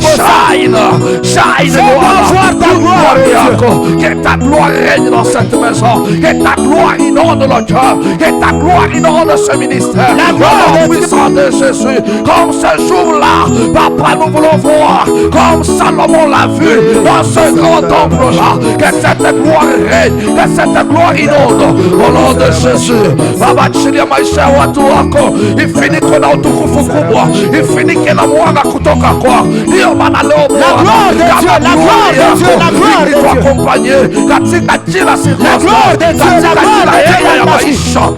La gloire de Dieu dans ta vie. Acha uwezo La wako. gloire de Dieu dans ta maison. Au nom de La gloire Jésus. de Dieu dans ce que tu fais. J'ai pris que cette gloire s'éclate.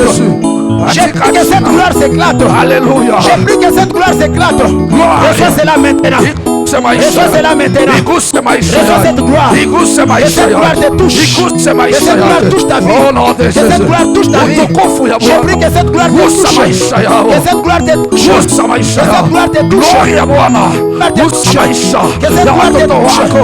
Gusa maisha Rabakoro ya watoto Rima wako. Nabase. Leo Bwana, La gloire de Dieu. acha ile uwezo. La gloire de Acha Dieu. ile gloire. Dans toute ta vie. Inonde. La Acha gloire ile de Dieu. gloire. La gloire de Dieu amène la bénédiction. Katika jina La la gloire de Yesu. Dieu amène le Baba, kwa mariage. uwezo wako. La gloire de Dieu Baba, amène l'élévation. ninakuita. La gloire de Dieu Kwa jina la amène la Yesu. victoire. La Acha gloire de uwezo Dieu. wako. Acha uwezo wako Bwana. Reçois cette Utakase. gloire, ma femme. Baba, chini ya Reçois cela. gloire mpya. Dans ce que tu Achilia fais. Bwana. La gloire de la Rabakoro grâce ya maison. Que la gloire de Dieu te couvre. Achilia Que la leo. gloire de Dieu Baba, te couvre. funika. C'est toi cette Maisha reçois cette watoto grâce. wako. La gloire Reçois cette yako Maria. gloire. Que la Achilia gloire de Dieu Bwana. soit une couronne Uwezo sur ta wako. tête. Oh, nom de Jésus. Baba, wakati Sheke ni wako rebeleze. Yesu. Tunaangalia Bwana ukubwa wako. Haleluya. Katika mlima wako Bwana ni neema ya gloire mpya ambayo inahitajika Yesu. Seri ya Madhabahu wanawake. yako itawaliwe na uwezo mpya. Au nom de Jésus. Au nom de Jésus. Sentez sa présence. Merci uwepo wake. Tes yeux toujours fermés. Macho yako iko bado J'ai pris imefungwa. que tes oreilles spirituelles s'ouvrent. Naomba masikio yako ya kiroho Pour yafunguke que tu écoutes le ciel. ili usikie Pour que tu mbingu, écoutes le merveille de Dieu. usikie mbingu. J'ai pris que tes yeux spirituels s'ouvrent. Naomba macho yako ya kiroho yafunguke Pour que tu contemples la gloire de Dieu. ili ukapate kuona utukufu ya C'est Mungu. possible. Inawezekana, C'est possible. Ouvre inawezekana. seulement ton cœur. Fungua tu moyo Sois wako, seulement connecté. wewe uambatane tu Je sens sa présence en ce naishi lieu. uwepo wake mahali Gloire hapa. au Seigneur. Amen. Je sens sa présence en ce Naishi lieu. uwepo Il wake y a la mahali gloire hapa. de Dieu ici. Kuna utukufu wa Bwana mahali hapa. Rebakorobo santarabashe. Riemenebekentarabasenga. Oh, Jésus. Oh, sois connecté. Wewe ambatanishwa tu kwa hiyo utukufu. Ya watoto wako ifunguke. Macho ya kiroho Papa, que cette Oh, il y a la gloire de Dieu ici. grâce apostolique. Utukufu wa Bwana iko mahali hapa. Bwana, macho na masikio ya watu ifunuke kwa jina la Yesu. Il y a la gloire de Dieu ici. Kwa jina la Je Yesu. prie que tes yeux s'ouvrent. Naomba Je macho prie yako que tes oreilles yafunguke. s'ouvrent. Masikio Je prie yako que tes oreilles yafunguke. s'ouvrent. Masikio yako yafunguke. Que la gloire de Dieu te couvre. Utukufu ya Bwana ikuguse. Roboka robosa. Oh yes. Oui. Achilia. Lorsque la gloire arrive, Wakati il y a des choses qui se unashuka, passent. kuna mambo yanafanyika. Yesu. Chaque robosé. Achilia. Shikaramana. Uwezo wako. Sariamana base. Tembea. Que tes oreilles s'ouvrent Tembea. pour écouter le ciel. Oui, que ta langue soit déliée. Katika jina la Que la gloire de Dieu couvre ta vie. Rabakorobo. La gloire de Dieu. La gloire de Dieu. Lorsqu'elle descend, elle peut te prendre là où tu es pour t'amener ailleurs. Que cette gloire touche ta vie. Chaque remenebeke. Soro monobota. Dakorobo konde. Remenebeke. Sharabarabase. Robosa. Eya korobo kanda. Korobo. Leke remene. Sariamana baba. Hey, akarabako. Oui, les dons s'ouvrent en toi. Le Saint-Esprit est en train d'ouvrir les choses. Rabassez. Reçois cela. Reçois cela. Reçois cela. Reçois cela. Le Saint-Esprit est en train d'ouvrir les choses en toi. Oh, c'est merveilleux. Puissance ya mupya. Achilia. Uwezo mupya. Kwa jina la Yesu. Macho ya masikio yafunguliwe. Oh, alléluia. Oh, Jésus. J'ai pris que tes oreilles s'ouvrent Naomba masikio yako yafunguke pour que tu écoutes le ciel. ili usikie mbingu.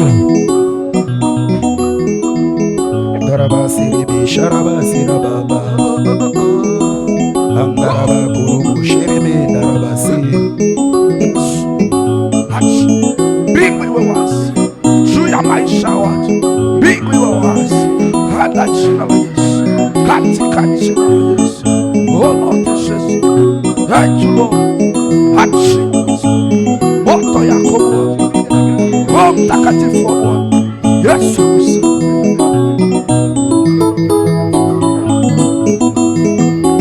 Washes.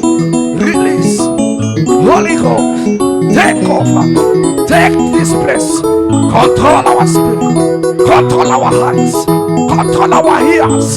This night, Lord, as we come to you, achilia. Achilia neema. Achilia neema. Baba, watu wafungue macho. Wafungue masikio.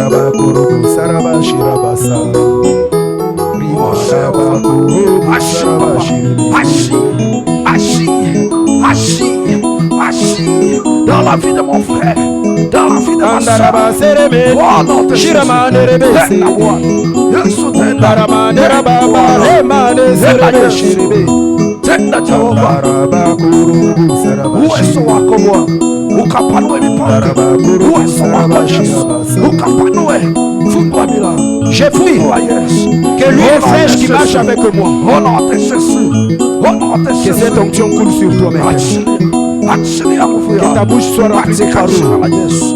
Lorsque tu te tiens debout, Kwa uwezo wako. Baba, naomba que des choses se passent. Reçois cette grâce. Que tu sois l'instrument entre les mains du Seigneur pour le servir avec un cœur dévoué, avec une âme bien disposée. Oh, Jésus. Reçois cette grâce. Acha Yesu.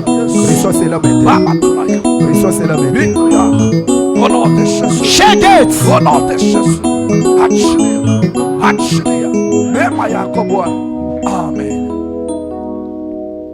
Saint-Esprit est là. Amen. Roho Mtakatifu upo mahali hapa. Écoute comment est-ce qu'il te parle. Sikiliza vile anavyokuongelesha Par une voix tranquille dans ton cœur. kupitia sauti ya upole ndani ya moyo wako. Oh, Rabasigat. Jina la Yesu.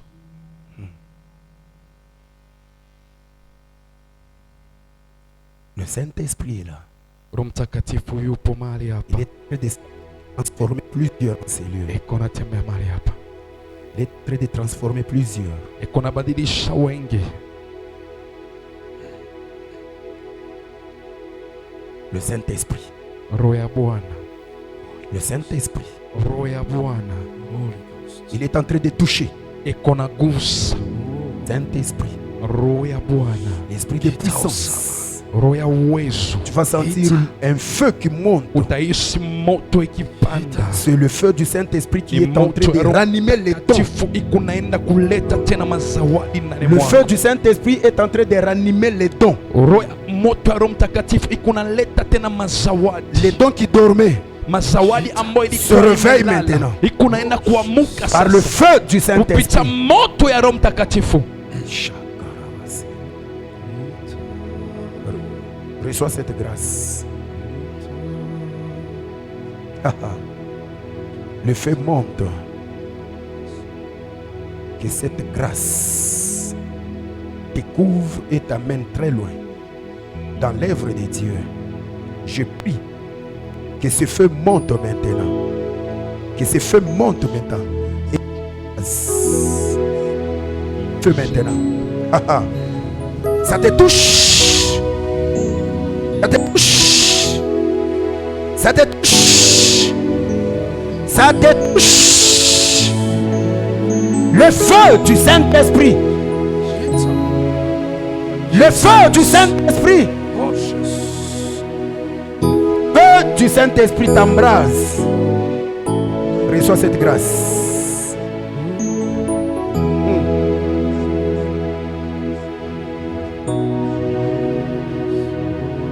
Yes. Yes. Yes. Yes. Oh, yes. Yes. Yes.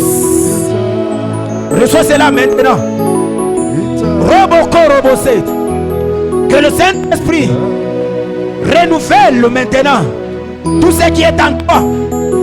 Que le Saint-Esprit renouvelle.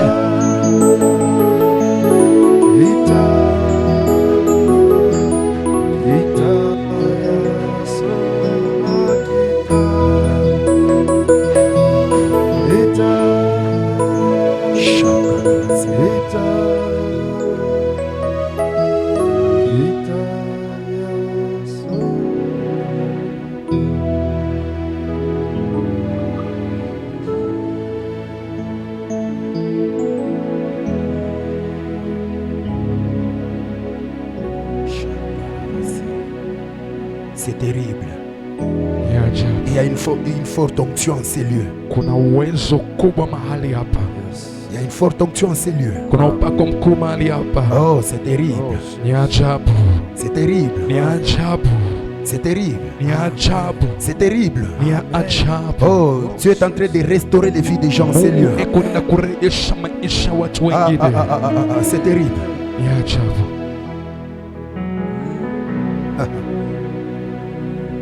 Il y a beaucoup qui sont en train de sentir comme un feu qui monte dans leur cœur, qui Kuna wale embrase ambao- leur cœur. Kuna wale ambao wanaishi ni kama moto ambaye inapanda na ya mioyo yao. Oh, c'est terrible. Ni ajabu.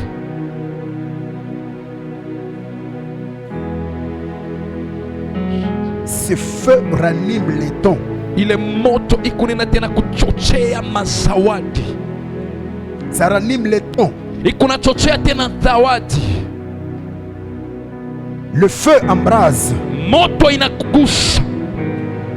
Ça ranime les dons. Ikunachochea zawadi. Ne retiens pas ce que tu sens.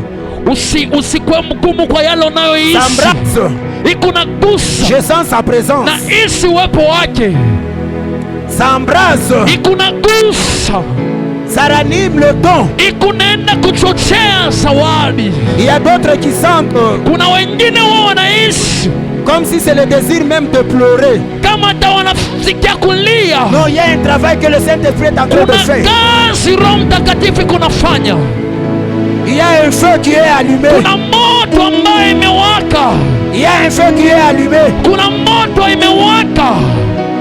Il y a d'autres qui sentent même le désir de pleurer. Kuna wengine wanaishi ni kama walie. Non, c'est l'action du Saint-Esprit. Hiyo ni kazi ya Roho Il est en Mtakatifu. train de rallumer. Ikunaenda kuchochea. Okorobo sandarabashe. Ikeremene besendarabako. Ruba sandarabashenda. Ikaramana base. Esprit de Dieu. Zaria Au nom Manabake. de Jésus. Ma fille, tu as la grâce de Dieu. Le Saint-Esprit maintenant est en train de travailler. Roho Mtakatifu kunafanya kazi. Rabakor Mose. Au nom de Jésus. Shekaramana Mase. Zaria Manabakondo Robosha. Le feu du Saint-Esprit est en train de ranimer les dons. Kazi ya Roho Mtakatifu kunaenda kuchochea madawari. Rekerobokondorobose. Connecte-toi à l'esprit, connecte-toi à l'onction, connecte-toi. Ambatana na ya Connecte-toi. upako, ambatana na Attache-toi ya maintenant. upako. Ça arrive. Iko Ça nafika, monte. inafika, Ça monte. inafika, Ça monte. inapanda, Ça monte. inapanda, Ça monte. inapanda, Ça monte. inapanda, Ça monte. inapanda. Rikorobokandorobose. Frère, reçois cette grâce. Dieu a vu ton cœur. Au nom de Dieu a vu Jésus. ton cœur. Dieu a vu ton cœur. Dieu a vu ton cœur. Mungu ameona Dieu a vu moyo ton wako. cœur. Mungu ameona Reçois moyo cette grâce. wako. Pokea hiyo Reçois neema. cette grâce. Pokea hiyo neema. Reçois cette grâce. Pokea hiyo Que neema. tous ceux qui dorment en Pokea hiyo neema. toi se réveillent maintenant. Iamuke. Ceux qui dorment en toi Yote melala ndani se mwako. réveillent maintenant. Iamuke Que tous sasa. ceux qui dorment en toi Yote lilala se ndani réveillent mwako. maintenant. Iamuke. Ceux qui réveillent, Yote lilala. qui dorment Ilala. en toi Ililala se ndani réveillent mwako. maintenant. Iamuke. Reçois cette grâce. Pokea. Reçois cela. Pokea. Reçois cela. Pokea. Roboko roboka. Alléluia. Alléluia. Alléluia. Oh, alléluia. Shegat.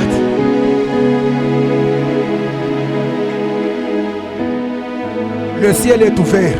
Mbingu iko wazi. Le ciel est ouvert. Mbingu iko wazi.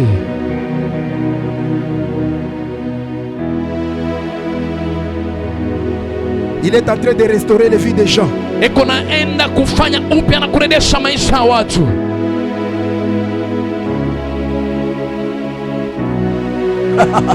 Roko robokanta rabase.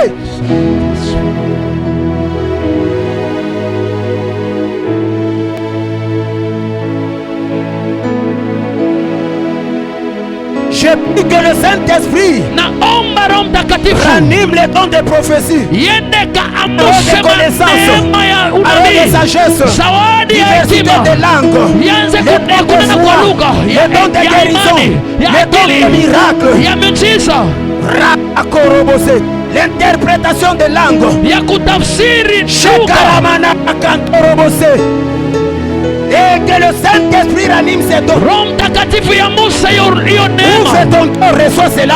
Potea, Ouvre ton cœur, reçois cela. fungua moyo wako na Ouvre ipotee. seulement ton cœur, reçois cela. Fungua moyo wako na upotee. Ne sois pas distrait. Potea hiyo. Laisse-toi emporter par le Saint-Esprit. Potea. Korobokan rabase. Shekeremene bekenda. Oh, alléluia. Alléluia. Ramanabak.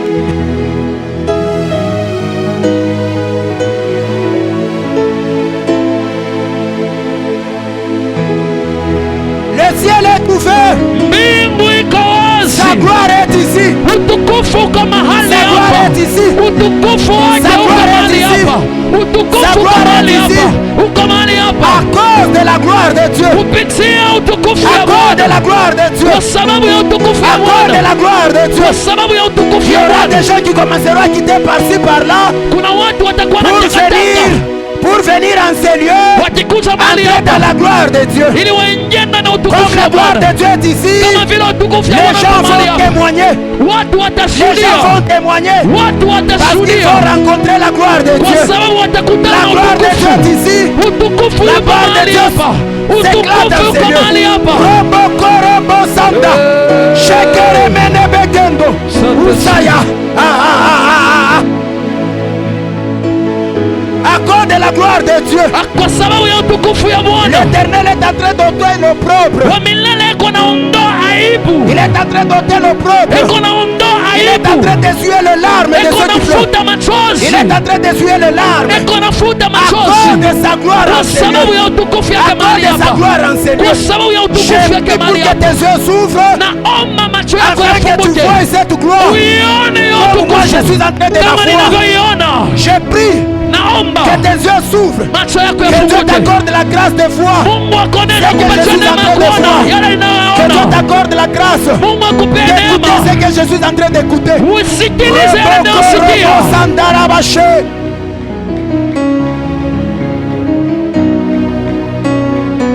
Alléluia. Jésus-Christ est merveilleux. Il est en train de prendre les gens dans la poussière en sérieux. Eko naokota watu katika Il est en train mavumbi, de les amener quelque part. eko nawapeleka sehemu Il est fulani, en train de les faire asseoir avec les eko grands. nawaketisha na Il wakuu, est en train de les faire asseoir avec les eko grands. nawaketisha na wakuu.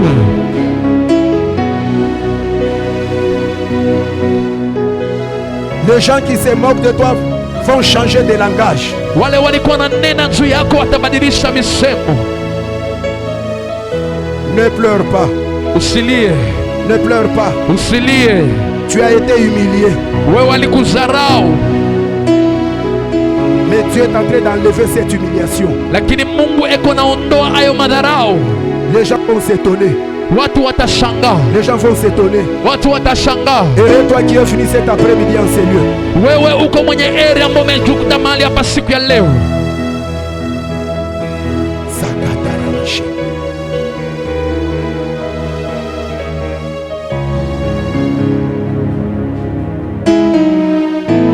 Oh, merci Seigneur.